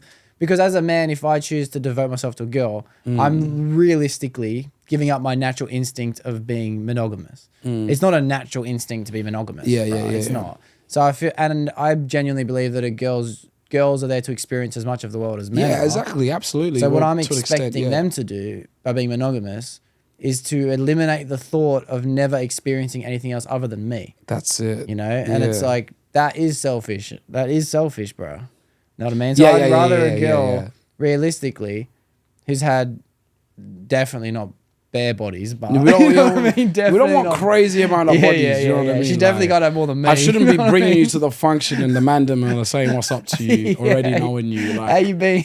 It shouldn't be gotta like have that. more bodies than me. It shouldn't be like that. But like she has to have the same experience in life as me. Like, I want you to just know what you want, bro, and not from experience, just from experience. Like, and I feel like as someone that's experienced it, it's only through number of experiences I'm knowing more what I want, and it's all down to the more experiences I have, and I'm realizing, oh fuck, okay, maybe this is more right for me, or it didn't really do it for me. Maybe I'm gonna go back to this. Like, I know only through experience. You know what I mean? So like, I feel like, I like how you said it's selfless, bro, because low key, like, I'd be thinking that as well. You know? But you sound like the dickhead when you're having the conversation. Like, I think I told you the other day. I was like, I told you about this the other day. When you told me this the other day, I swear to God, I didn't hear like I hear now, but this is the first time I've heard that. Yeah, because sometimes people hear it from face value and it's just like, oh, you sound like a dickhead or... No, I didn't even hear it like that. I genuinely was thinking of some other thing. Like I was just thinking of something else. Yeah, no, well, look, that's the sitch, bro. And I feel like sometimes you just got to be transparent and, be realistic about relationships and just make sure that everyone wants the same thing. And you can only have that through communication. And, guys just got to smarten up as well and just know what position the partner that they're with is in as well. Everyone's on different parts of their journey. Like those girls that have had a couple of bodies though, and you date them, like you'll get the respect. Like, they'll know, bro. Like they'll just know how things are meant to be done. Like where there's less teaching. You know what, Kel? It's so it's so based on the bodies, but I don't mean in a sense of like, it depends on who they've been with. Depends on what they've been through. You know what I mean? Like it doesn't matter. It doesn't. No, not what they've had to put up with. Yeah. Not what's been through them. Not what's been through them. It's like what. It's like if a girl's only ever had her heart broken once, maybe broken one heart, like that's a better outcome. But if a girl's only ever been with guys who have broken her heart, she's lacking experience. If she's only ever been breaking hearts, she's lacking experience. Yeah, it's good if she's broken her heart and she's had her heart broken a couple of times and she knows both sides of it and then she knows how to respect accordingly, because it's only through experiences we know how to perform better. We know how to be better. Do you know what I mean? Like, so, bro, it's actually got nothing to do with how many girls. It does have to do with how many guys a girl's been with, because if it's fucking numbers, it's numbers. Like, but I mean, like, it's all about what a girl's experience has been in life. Yeah. And how from those experiences, does she know what a man wants? And as from my experiences, do I know what a female wants? Do you know what I mean? Like, we need to be getting those things from our experiences so that we can cater to one another's needs. I need you to fucking... Not like I'm fucking saying, like, females don't respect me or, like I don't... Whatever. But there's a certain level of respect that a girl's got to be giving me to be my wifey. To be my wife. Yeah. Do you know what I'm saying? Yeah. And there's some girls I'll give, and I'm like, yeah, for sure, I like it. But I can tell with some girls where it's like, you just ain't had a man talk to you. You know what I mean? Like a stern, this is how it needs to be. Yeah. And sometimes you see it, like that's the situation that the girl's in, and it's not your situation to even have that conversation with her. You know what I mean? But some girls are a little bit more teachable. It's like you can have that conversation if they're worth the investment. Type situation, bro. But it's always good, bro. It's always good to like just make sure you know what you want through experiences. I feel like, anyways. I love that. But I wanted to circle back to, because we're talking about XP, right? And it's XP.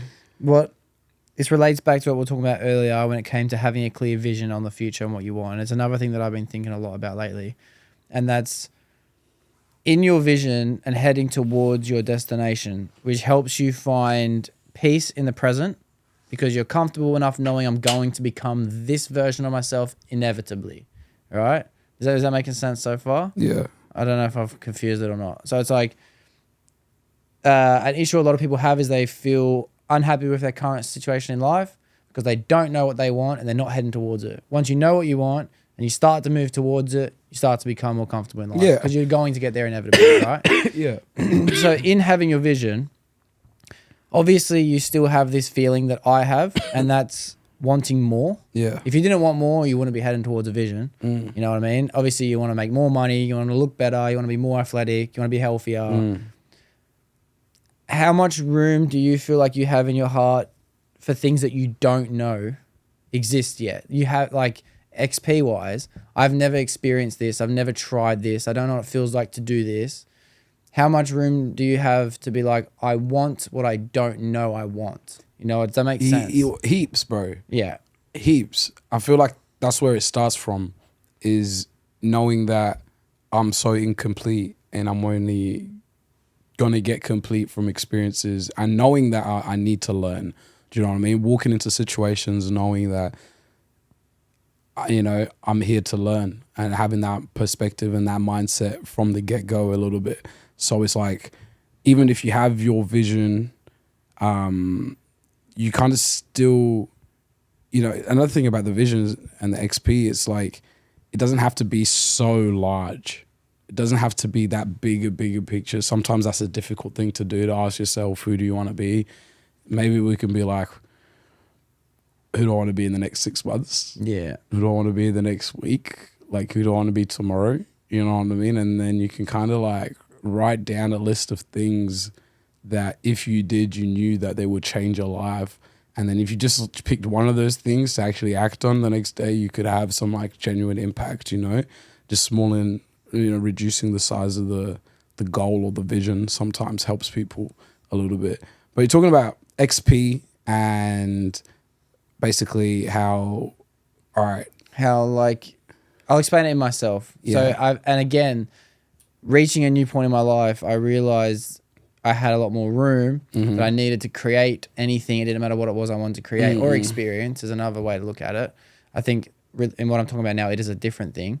But I think I've never not known what I want my whole life. I've always known what I want. And I've always gotten what I want because I always go towards what I want. It doesn't matter if I want, and it's simple-minded shit. Like, I want to go to the gym after work. So I went to the gym. Or I want to buy this thing, so I just save enough money to buy that thing. Or I've never had a grand enough plan in growing up. I've never had this grand enough plan. I've always known, like, I want to get on drugs on Friday, or I don't want to get on drugs on Friday. Yeah. You know, depending on where I am. So then now it's like I want things, but I don't know what they are. So now I'm in pursuit of trying to find what they are, and I'm curious. Do other people share that feeling? And for me, I'm using the word lost a lot in my life because for the first time I feel lost because I don't know what I want. You know what I mean? I have a grandiose plan. No, I do feel that. Like, I have greatness. Yeah, I've got that grand plan. And my plan is just the word greatness. That's all it is. Yeah. It's a financial statement. It's a destination of where I want to live. It's these things, but that's still not enough, bro. Yeah, it's still not enough. I want more, bro. I feel like we're always going to feel like that, bro. There's always going to hit the targets that we set for us, and then there's going to be a next thing the next day, you know what I mean? And I feel like it's just kind of zoning in, like I was kind of getting in at, was just kind of reducing the size of the vision a little bit. Like, we do have that grandeur vision, and it's like, sometimes it is so big, sometimes it's like, what's the next step?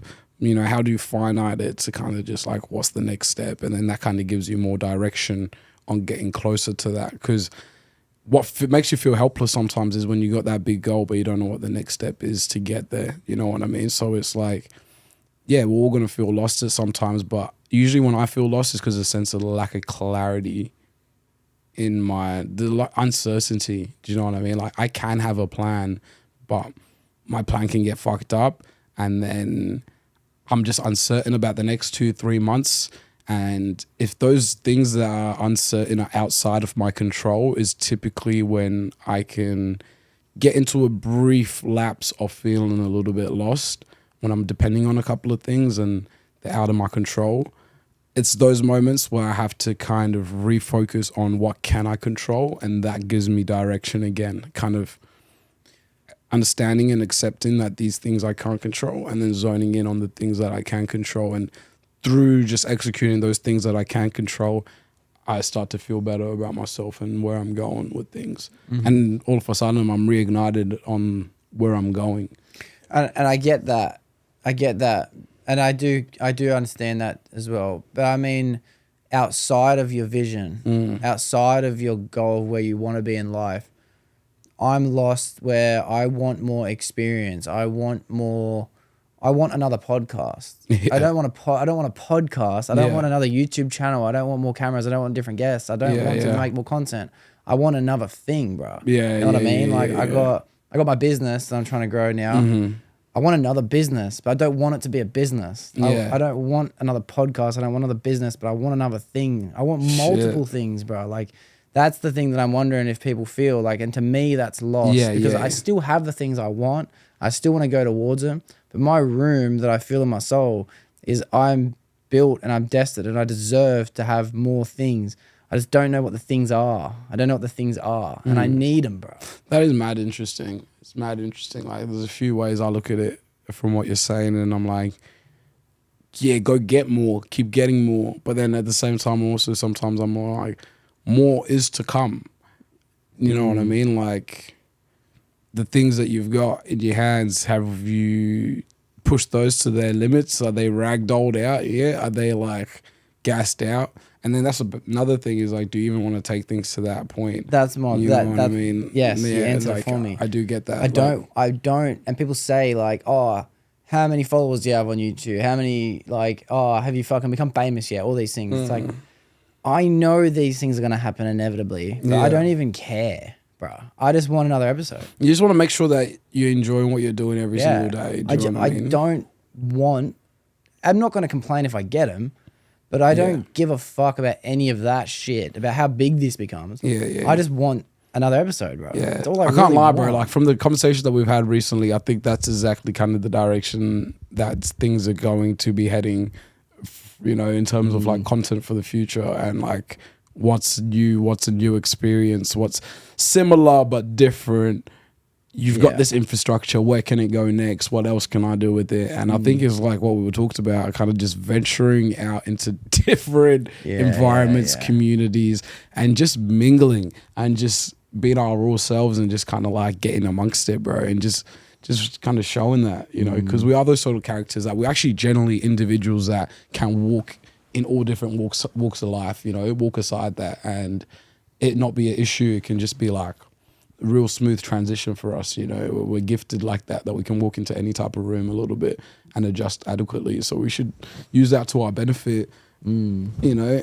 But it's like you don't know what you don't know. And some examples, and I know what you're saying too, like you're talking about how we're planning and hoping at this stage, we haven't started to bring it too much to life yet, but to diversify our content, make other videos outside of podcast, like vlogging or experiencing or funny videos, things like this. Like, yeah, that's one thing I'm talking about. That is an example, but I'm talking about like, and for anyone listening to, I want to know realistically, and I've never asked I've never asked listeners to hit me up or comment on any of this shit, but it's where I am in my life and I need to know how other people feel. So I'm trying to ask everyone, but like what I think of when it comes to my trade, like I'm good at my job. I love my job. I want to keep growing inside of it. And yes, I want to get to the next level of certification, all these things, but my plan is to leave it completely and then pick up a new thing and go to uni and become a psychologist. Yeah. And then it's a whole different thing. Yeah. It's a whole different life experience, whole different chapter of the book. But then after that, I want to do something, bro. I'm thinking like maybe I get into fucking nursing, bro, a doctor, or maybe like from there, who knows? But then what I'm doing now, because I'm so lost, like I've just applied and signed up with an agency to start doing extra roles when it comes to acting. And they're going to start giving me like ads and shit, anything when it comes, like could be photo shoots, could be fucking whatever they need me to be. But then I've also had a meeting with a fucking modeling agency because it's like, maybe that's my fucking thing I'm looking for. I've signed up for the fucking Army Reserves and I want to be an imagery specialist and I want to be in the Army. But then it's like, I'm constantly trying to find new things to branch myself off and experience in life, because nothing's enough, bro. Yeah, nothing's enough sometimes, bro. I know what you're saying, bro. Do you know what? It's funny though, we're living a little bit different lives because I simplified my life like a couple of years ago to the point where, I can, you know, this whole conversation started about getting older and not feeling pressures about that. And I feel like around 24, I was feeling those pressures. Around 24, turning 25, I was like, fuck, I'm getting old, cuz. I was like, shit's gonna get serious. And then I was feeling all those pressures on myself. And then I was just kind of like, at the same time through that, I had this great revelation when I realized, no, I am getting better. I am getting smarter. I am getting wiser. I am getting to know myself better. Let me just focus on this thing of growth, because I realize focusing on these goals, focusing on these, you know, these targets is not what it's about. It's about becoming the person that's able to do those things. You know, it's more focusing on the vessel that I am rather on the things that I want to attain. So I was like, you know, and it kind of goes back to that manifesting, but it's more just visualization and just getting a clear picture on who you want to be. I've just kind of finited what I wanted for myself, and it was just growth. It was just growth. And then I was like, what are 3 things I want to focus on? It was my training, my study, and other one was spirituality. Once it was just those 3 things, that's it, bro. But those three things was almost like me focusing on 10, 20 goals without me realizing it. Although it was just as simple as every day did I work on my fitness, every day did I work on my study, every day did I work on my spirituality. Those three things, if I did them, would put me in a position where my vessel was improving every day. And then I was becoming this vessel that was ready for opportunity. You know what I mean? That things like opportunity could come to because I'd created myself into the vessel of opportunity. Same thing is with money. You know, if you focus on getting money, you're not going to get it. You need to focus on being the vessel that money comes to, and money will come to you. Do you know what I mean? Like it's an energy source. All of this positivity, all these opportunities, they're energy sources that you can tap into. They're abundant, but you need to be a vessel that wants to come to. And that's what I realized was like one of the best revelations that I've had over life recently. It was just understanding that it's just focus on yourself and most things will come, you know, like rather than focus on that Lamborghini, focus on being the guy worthy of driving that Lamborghini and everything else will come. I get that. I understand. I understand the whole money thing too. And it's like, I would love to have heaps of money. Trust me, bro, I would. But it's like, it's one of those things that I just work towards because it's going to help me do the things I want to do with money. But then again, like I want to do the things I want to do without money on the way to getting money. Exactly. You know? You got to be happy without the money first before the money comes to you. So you got to learn how to feel rich without the money before the money actually comes to you. Do you know what I mean? That's very important because that's what differentiates it lasting for a long time and it just funneling straight through your hands like it was never there the first time, is just being fucking ready to deal with it when it comes. And yeah, it's all about the journey, bro. Like I'm fucking loving my journey at the moment, bro. Like loving every second of it. I'm not going to go into too much detail, but the next few years are looking great, bro. Even when today doesn't look that great, but knowing where I'm going allows me to walk through fire, sunlit hail like it's sunshine. Do you know what I mean? Because the vision's there. It's like, fuck, even though there's fire all around me, I know that we're heading in the right direction, cuz fuck. I love it's that. Good, bro. It's good, bro. It gives me a lot of peace. I'm happy how I am now, bro. I know I'm going to be even happier in a couple of years. Like mad happier. So yeah, no, I had to get to this place because there was a point when I was even younger, like the early 20s, where it's like I couldn't deal not having what I wanted. I couldn't deal with it, bro. Every night sleepless, not being where I wanted to be yet. And I was like, that's not the way to live life, bro. You got to be content with where you're at. You're not complacent. That's what I'm fearful of, stop bro. working on yourself. I'm fearful of getting complacent if I start becoming comfortable where I am. If I start, like, I am pissed off every afternoon lately, and I've been this way for a bit, like, because I'm not where it's not like I expected myself to be anywhere else, because I'm happy that I've built myself to be where I am today. I can't even lie, Doxie. Knowing you for those 8+ years, you shouldn't even be alive, cunt. Yeah, straight up. You shouldn't even be alive, motherfucker. Yeah. It's like, nah, bro. We've come so fucking far. Like, yeah, as a whole group, as a collective, and stuff like that, bro. But you as an individual yourself, bro. Like, I'm hearing some of this, like, the angle you're talking about, this conversation about, like, you know, I want more for myself, want more. I'm like, fuck, bro. You've done so much already, eh? You know, so much already that so many other people around us would be so content with. So content with. You reckon? So content, bro. I heard 100%. something recently, and it does make me feel a bit more comfortable. Like it says you've achieved the things you said that you would need to make yourself feel happy. You've already achieved the things you said that you wanted to be happy. Yeah. And it's like, I have, bro. Like, I am the person I wanted to be when I was 16. I'm that guy. Exactly. I look at it's fucking, bro, it's so interesting. And it's like, I'm so glad I can talk to you about this and put it on the podcast too. Because this is like, realistically, this is where I am right now. I look in the mirror and like, I'm not happy. Like, not like, and it's not even insecurity.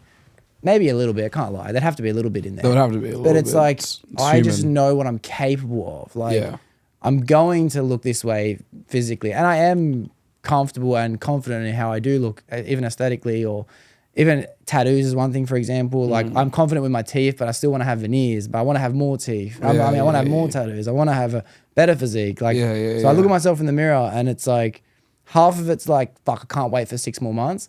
Half of it's like, I want that 6 months now, bro. You know what I mean? Like, but if I really think about what I wanted to look like when I was 16, bro, I'm that guy. Dude, it's the same with me as well, bro. Like, I'm that guy. I am that fucking guy too, bro. Hey, we're the fucking guys. We're those fucking guys, cuz. We're those fucking guys, bro. And like, I love how you said that. Like, if I go back to 50-year-old me and like who he wanted to be at this age, bro, to be honest, I am in a lot of ways that person, you know. And I should be proud of that a lot of times, but like I can't help but feel what you said. I look in the mirror, like I have a bit of an above average physique, but I would never see it. I would never see that though. Yeah. And there's so many days, 7 days out of the week, bro, 2 out of those days, even though I actually look ripped out of every single one of those days, I only felt ripped 2 out of those days. Yeah. But I had to work so hard. It made me work so hard those days, knowing that I wasn't happy with where I was at, bro. And it's like, I don't know, it's a fine line between body dysmorphia and like, whatever. But sometimes I'm just not content, bro. I'm not content. I see where I'm at. And even though it's good, sometimes we do have like that issue as humans is like not being able to acknowledge how far we've come. I see that with you, but like, I don't want you to get content, but I also just want you to be able to give yourself a pat on the back for like how far you fucking come, bro, which is, and I just compare it to any other people, any other person I know. And I was like, fuck, Doxie's done one of the biggest 180s that I've ever seen. Not like he was a fucked up junkie or some shit, cut. You weren't, but you were loose, bro. You were loose, bro. There was definitely a point in which I was. And it's funny because I think about now how I am, and I've identified this recently, like in the last year or so, but like I'm an addict. Yeah. I'm an addict. That's who I am as a person. That's why I have to practice the art of not getting on it and practice being sober. And I think like I'm actually about to hit 2 years in the next couple of weeks or something, which is so insane, bro. And like that's been my goal. I've been holding on to it, but now it's like 3 years, bro. You know what I mean? 3 years. Yeah. And I'm gonna work towards those 3 years. But that's how I am with everything. So the feeling I have now, where it's like, I want this experience. I want to have at least, because say for example, I talked to someone on a podcast who might be in the realm of bodybuilding. Right? Yeah. Big bodybuilder, tell me about his steroid journey. And it's like, I feel comfortable knowing I had a chapter in my life like that. Yeah. I have, that curiosity has been piqued. I never have to, I want to be one, someone might come on and talk about how they were a fucking mad junkie. And I know no matter whatever drugs he talks about, like I know what that feels like, bro. Yeah, you can relate. We can relate. It's not even a relate. It's like curiosity for me is so interesting. Like I need to know what shit is like. I want to know what it's like to experience what that guy experienced. I want to experience that guy's experience. Even that girl's experience. I get a lot of girls tell me things that I'm like, I'm glad I know what that felt like. And some girls tell me things where it's like, oh, I want to work towards being that character who can say that about themselves. Yeah. But it's like, I was this guy when I was on the drugs, because it's like, give me this, give me that, give me that. I need more of this, I need more of that. I was like that when I was in school, because I was like, everything I just want to consume. I can't, nothing's enough. I could have gave you anything, you would have took it. Nothing's enough ever for me, bro. You know? I just need more all the time. No, but that's so powerful, bro. And I'd love to like talk deeper with you. Maybe not this one, but another one at some point, like next Swapcast, on just like, bro, your journey, cuz like I regret not going deeper into it on this one, but like your journey of making that 180. And because I love how you identified, like, I am this individual. That's why I have to live this sort of life, because I know what my natural instincts are like. Do you know what I mean? And that's mad powerful, boy. It takes a long time for people to get to that point. Sometimes it takes them having to go to jail, you know, like a long time, like, you know, solitude or like really massive events happening, bro. And yeah, bro, you were able to pull yourself out of it for real and like make a permanent decision that you want to make a permanent change, and you did it, bro. And like, such a big one as well. Like I can't explain it to you, bro. It's very commendable, like the whole journey, bro. And does it scare you to end your sobriety? And do you ever feel like you'll fall down the same track, or you won't be this Doxie that you are at the moment? I will answer that in a sec, but the whole reason I started it, there was many reasons and it's hard to ever know what the puzzle is consisted of. You can only ever find pieces that equal why you made any decision. You know what I mean? Like one of the pieces would be like, there was people in my life that I wanted to set an example for, like, you don't need to be doing as much of what you're doing. And there was other pieces that was like, this is called selfless reasons, but one of the selfish reasons I did it was the same reason I'm looking for more experience in life, because I needed to know what it felt like to be sober for a year. Yeah. I needed to know. And that's the only reason I chose to do it. And it's the only reason I stuck to doing it, because if I broke it, I would never know what it felt like to reach that year. And in doing so, I planned the ultimate bender after. I couldn't wait. I planned a fucking 3 days of it, bro. Like, it's like, I knew I was fucked after those 3 days, but it kept me going. It kept me going to that point. But as I got closer to it, then I started to feel anxiety as I got closer, because I'm like, fuck, I really noticed how far I'd came, what changes have made in my life because of doing so.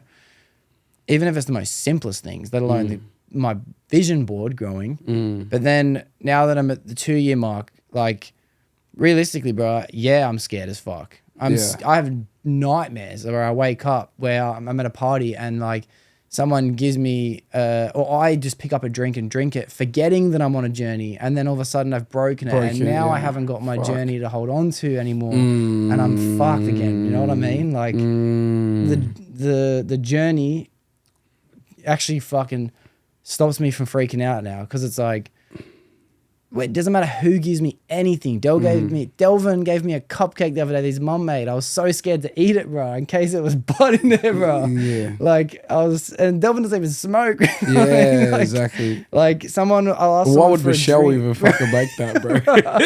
Like, so if I'm at a party, I can't trust someone to give me a drink. I can't, even if I trust them, bro. No, I love that, because it's just about the journey, bro. And I can relate a lot to that with my celibacy journey. And it was like that celibacy after 2 months of it, bro, like you really do start to feel the benefits and everything, you know, the way that you're navigating with individuals and females changes like a lot, and to your benefit, that you start holding onto that chain, that feeling a lot, that you're so scared to go back, But another part of that is that, all right, when you do slip up after a long run, how not to beat yourself up so much. So I had to go through that, because obviously I'd slip up a couple of times before I got my long run. There was a few short stints, and then like maybe it was like initially just to get a week was like really impressive, and I'd get a week and then maybe I'd fuck it up, but then I was like, all right, next time I'm gonna do better. Then I'd get like 2 weeks, or maybe I'd get a month.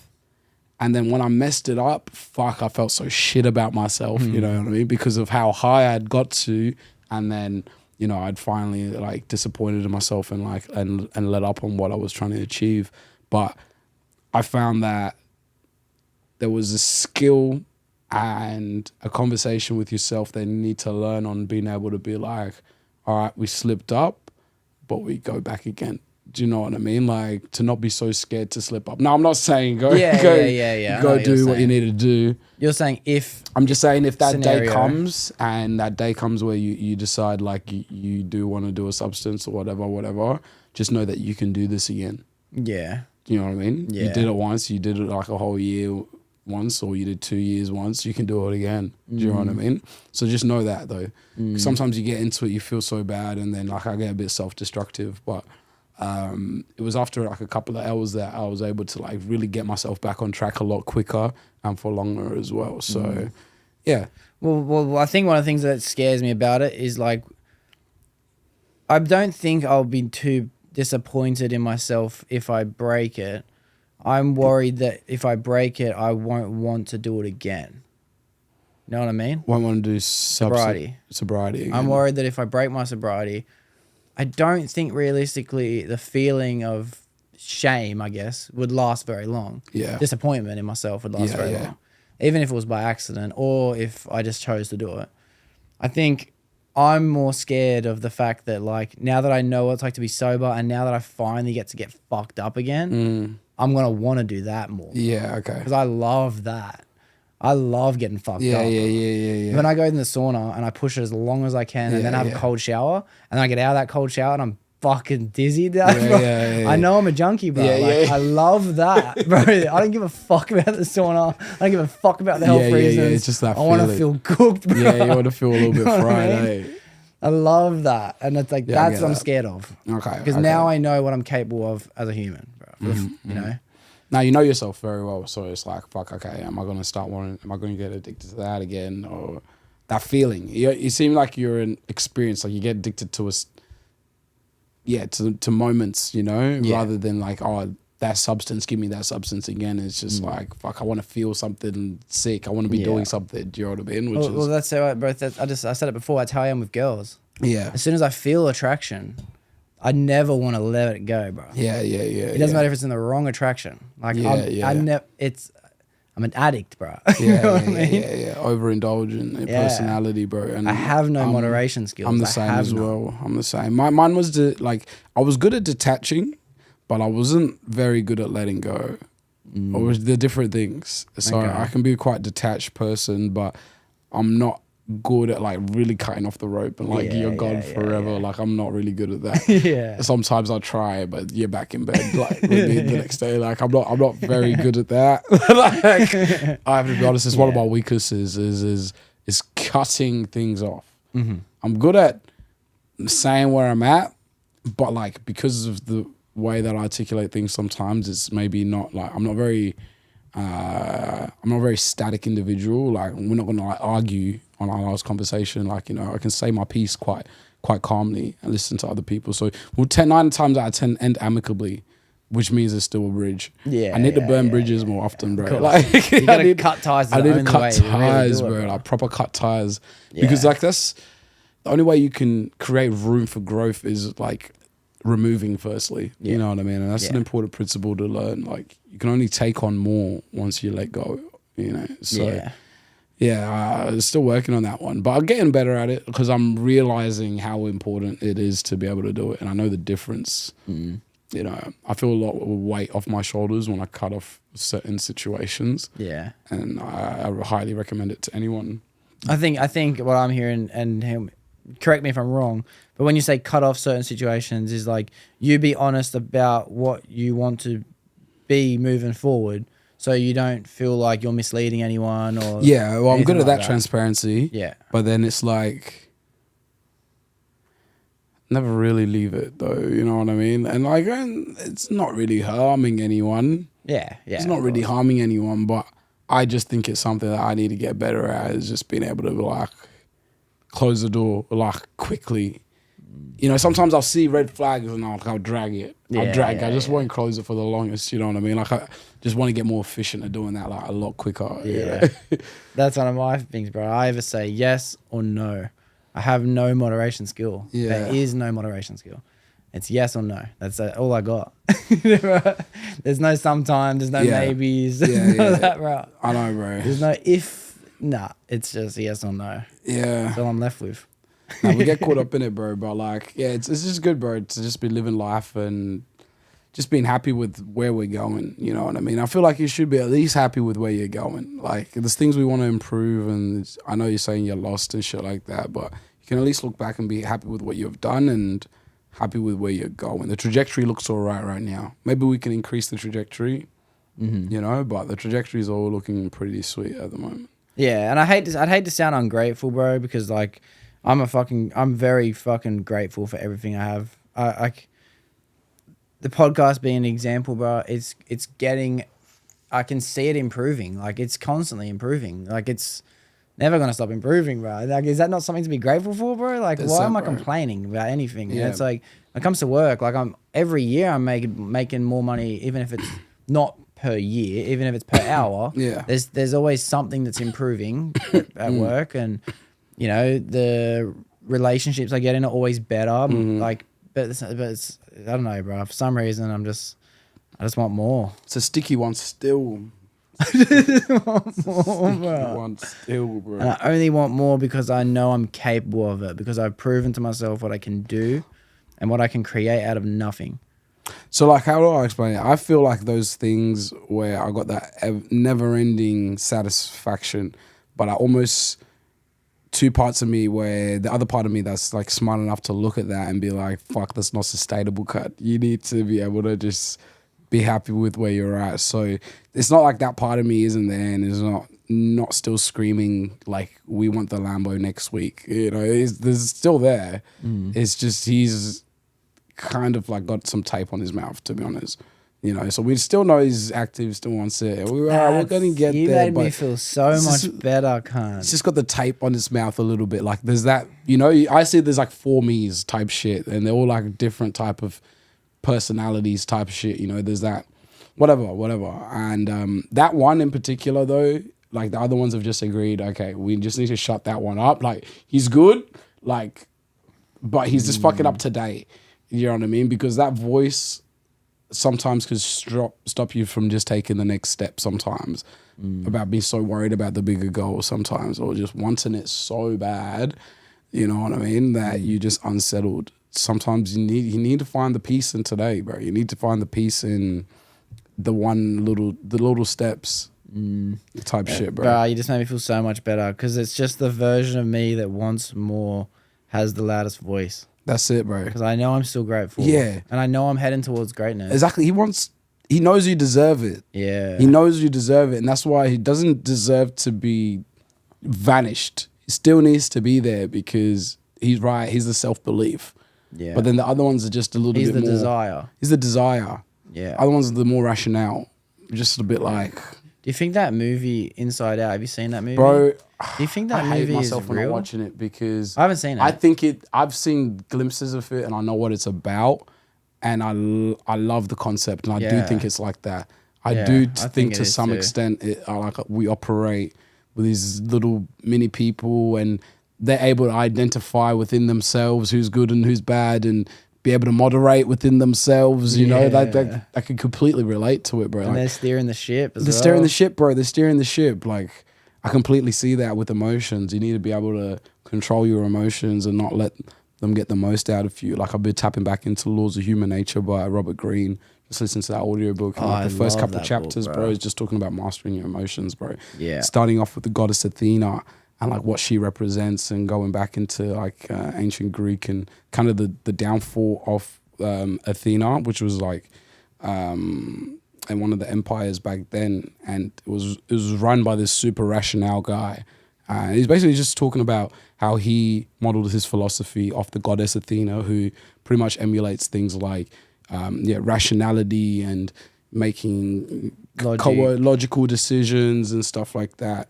But the whole concept, calculation, and the whole thing is basically about feeling what you feel, analyzing what you feel, responding over reacting, basically. And it takes you a long way doing that, you know what I mean? Because we're all human, we all feel emotions, but we need to have that ability to firstly identify what we're feeling and identify where it's coming from. Fuck, that's hard a bit. We can all do the first one. The second one just takes a little bit more looking in the mirror, and that's not the easier bit, you know? Yeah. Yeah. Damn. I love it, bro. I can't believe that fucking... I've just been... The version of me that's been wanting desire is self-conscious. So then frustration's kicking in because she's self-conscious or he's self-conscious. That one has the biggest ego. That one has the biggest everything, that one. That desire one. Because that desire knows how good you're going to look in that Lambo or whatever and how you're going to feel. And it wants that for you because it feels like you deserve it. But the other ones are understanding it's a journey and just know that, fuck, with that one yapping like every minute of the day, saying, we need the Lambo now, you're not going to get to the Lambo now, you know what I mean? So that's why it's just, you got to learn to, all right, buddy, we hear ya. You'll get your Lambo. All good, buddy. Thank you. Cheers, mate. Yeah. Let logic kick in. Yeah. We'll get the Lambo. We'll get there eventually, bro. Like, you know, you kind of just got to be able to calm that side of yourself down and just be like, well, I'm here today. What can I do today? And doing something today that gets you a step closer will make you feel better. Will quiet down that Lambo, that Lambo. It will quiet down that person or that voice in you that wants more, because he's content because we're going in that direction. Yeah. He usually is most loudest when you're not doing what you need to be doing. And then there's a difference between quietening him down because he's talking too much versus quieting down because he's saying what you don't want to hear. Yeah. You know what I mean? Like, quiet it down because it's like, fuck, I know we need the fucking Lambo cut. Yeah. But like, But indulgence. yeah, but indulgence but fuck, how do you even get it cut? Like, you know, or like, where do I start? You know, you can get too tripping on that, but like, yeah, just ideaing, it's like, yeah, no, I am a person that should be in a Lambo, but fuck, I'm here today, I'm not. What do I need to do tomorrow to make sure that I'm getting to that direction? Simplify, bro. Yeah, I found a lot of peace over the last couple of months, years, just growing up and shit. So I'm keen for the journey. I just keep getting more knowledge, just getting wiser, and teaching and leading are like some top things, bro. Some top skills that I'm learning at the moment, because I see us being like major leaders in the future. You know, like big teachers. Just not like I think like we're the sickest cunts or anything like that, but like we love to help people, bro. And you can only be a good leader if you're willing to help and you're willing to listen to the people around you and actually care about them as well. Yeah. But yeah, that takes a lot of learning in us as individuals to get into certain places where we have the patience to do that, you know? Yeah. Oh, well, I think it's a fundamental, bro, to be a human, to learn from others and then to regurgitate that back to someone else now for them to learn. Like it's a necessity as a human to do that. And that's how we've gotten to where we are right now as humans, you know. Everything we take in. As I'm actually, it might sound selfish, but I've been working on a way to try and monetize that in a way, just by taking my interests and turning them into a regurgitated version of what I've consumed, and now put that back out, simplified, easier, quicker, faster. Like it's like, and that's just as easy as just taking in what I'm interested in taking in, whether it be comedically or educationally or spirituality, anything that I take in when it comes to content wise, I'm thinking, oh, I can monetize this now, you know what I mean? And it's like I'm only acting on that natural instinct where it's now time for me to give it back. You know? Yeah. That's what I'm doing. Yeah. No, it's important to give back. You gotta take a little sometimes, but it's always important to give back, bro. And then not forget where you took from, bro. Like, we're going on some journeys. I find people so funny, bro. I find people so funny. Sometimes, just find people so funny. Just watching how some people, human psychology, and just the differentiation in individuals, but also the similarity in individuals, because people become predictable because you've gathered enough data to understand kind of like what boundaries people work within, and sometimes they work outside of that, but they're pretty consistent within other things that people are pretty similar. Yeah. You know what I mean? Like, you can categorize people to some extent. It's not good to profile, but we're not that different. We're different, we're unique, don't get me wrong, but like, we have a lot of similarities. And once you, as a person, have a lot of experience through life and you start to like pick up on that, like, and then you have a suitable enough of knowledge that you can like live and just be able to see people for who they are. Yeah. But you shouldn't do it based on your own experiences, on how you've chosen to make decisions. Yeah, how you look at the world. The thing. Like, I do that. I often assume that other people are me. I assume that, like, I don't get why this person would make that decision, bro. Like, that's dumb. And it's like, it's only dumb to me because of what I've been through and I've experienced. But it's like, that person's completely looking at life in a way different. Yeah, way different. He might not even see the same colors, let alone have the same thoughts, bro. You know what I mean? Like, that guy has nothing to do with me and how I think. That's it, bro. And it's like, we can't ever say that we have the right way of looking at life. Like, I never can say I have the right way of looking at life, but I have my way of looking at life. And I feel like my fundamentals and my principles are so that I'm not a biased person, that I do navigate in a way where no one person is above the other. Everyone gets treated the same. So if those are my fundamentals, then like that allows me to, not puts me in a position where I can make judgments or shit like that. But if that's what I'm treating everyone, if I'm basing life on treat others how you want to be treated, and I treat people with respect, and no matter who you are, I initially treat you with respect, and you're not treating me with respect off that bat, then I'm gonna make the assumption something's a little bit wrong with you. You know what I mean? You're not seeing something. How could you not identify that I just treated you with respect and then you want to not treat me with respect? Yeah, I'm gonna think something's fucking wrong with you because it's a general consensus to treat people with respect, and you're not doing that. Do you know what I mean? So I see those things. Like I feel like I just haven't complicated what I find is a way to live life that is just through the heart a little bit. Sometimes I don't look at that type of geezer that does that, but that is how I navigate. I try not to be judgmental. I try to have an open heart, always really radically open-minded in a lot of situations. So that allows me to identify if the other person's not. Quite easy. Do you know what I mean? Because I'm coming from a standpoint of such openness, I can tell if you're coming from a closed standpoint or not. And then obviously you have your reasons to be like that, but if you can feel someone is not being a threat and you're giving back threat energy, then it's like that makes no sense to me, and some shit that you need to fix. You know what I mean? Like, yeah, like I said, like where this all started from is that I find people funny is because like, yeah, I would it's the basic things that they don't follow.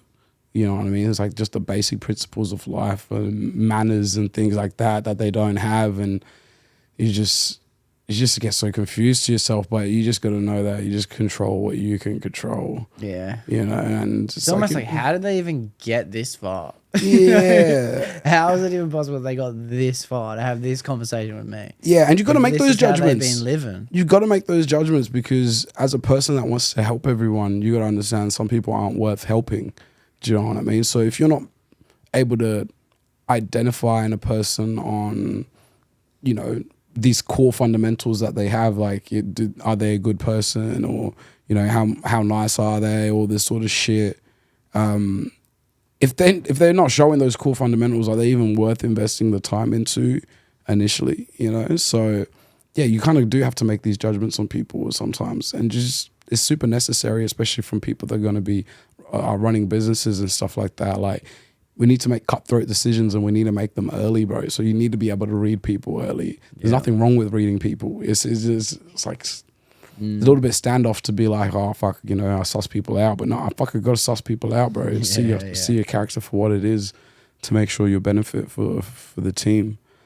So love that. We are gonna almost wrap it up, Kel. All right, almost at the end. I hate it. Been yapping, bro. I hate getting to the end of it. But I do want to ask you as well, is there anything, and I feel like I've controlled this whole podcast in a way, like that wasn't my plan and intention, but my bad if I didn't control it enough, bro. No, I feel like I did it. I tried to not do it and I did it anyway. I feel like I should have come in here preparing to be a podcaster. Like I should have called this the K-cast or some shit. Switched up the signs. I knew you would have, but I couldn't help it.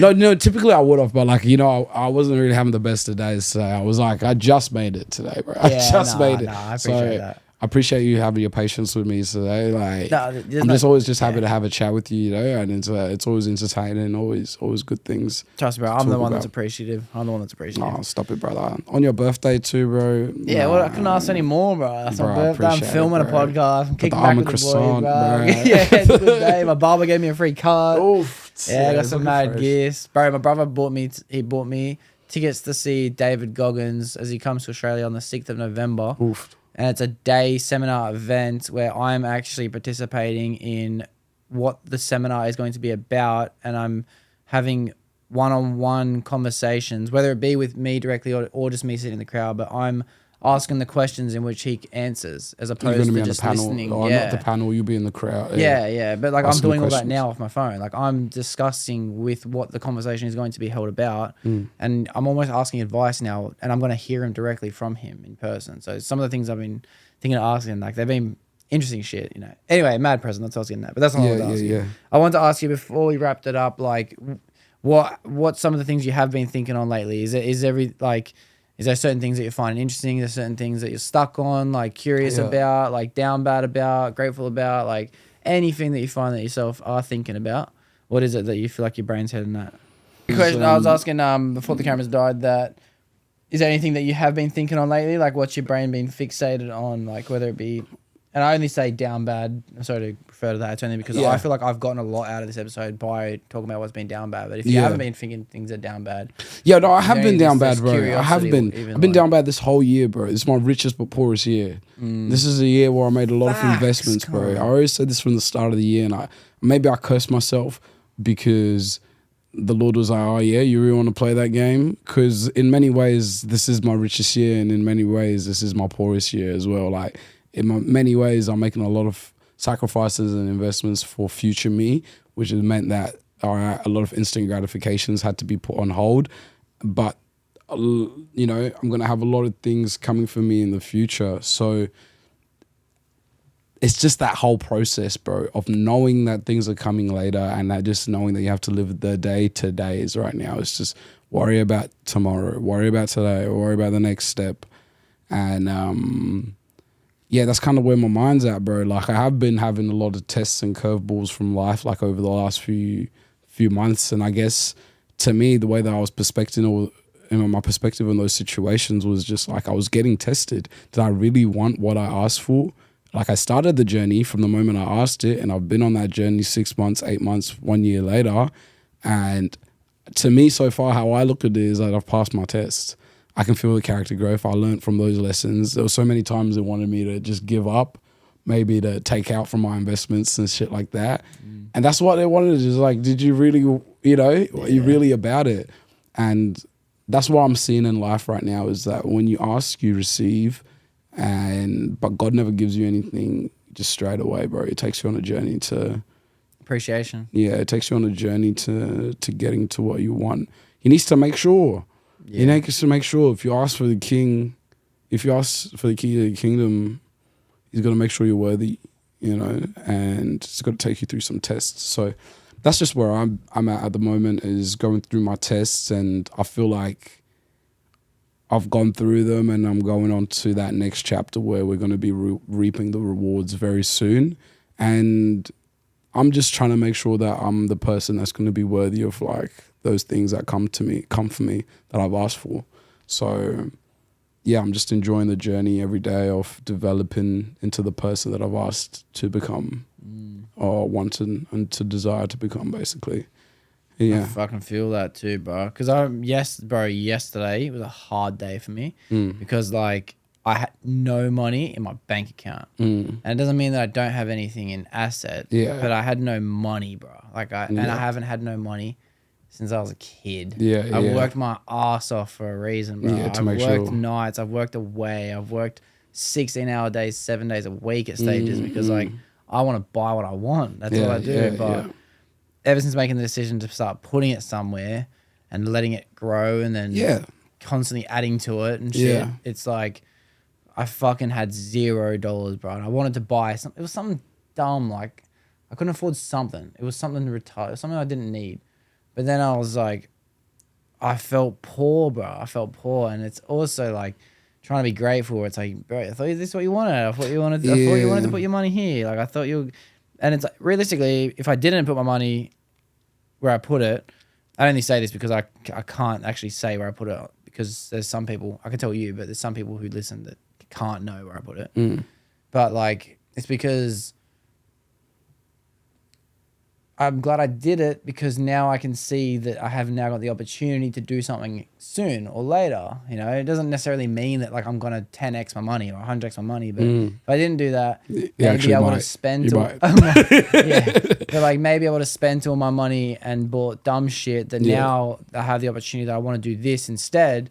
I can afford to do that. You know what I mean? Like, but it doesn't change how I felt, bro. It doesn't change how you feel, bro. Cunt. It doesn't change, bro. Like I'm the exact same. That's what my whole entire year has been, brother. It has been exactly what you're talking about, bro. Yeah. I've never had an issue with money, never had an issue, but it was when you make that decision that excess cash that was allowing you to have a like freelance life. If you want to start doing something with it and have it compounding, you have to make some sacrifices and put it aside, and you're setting yourself up for not talking 10 years away. We're not talking 5 years away. We're talking like 2 to 3 years away that, you know, get to enjoy these benefits. But knowing that future you is going to have so much more freedom and you're making the sacrifices today for that person, bro, it doesn't stop you from feeling the pain today.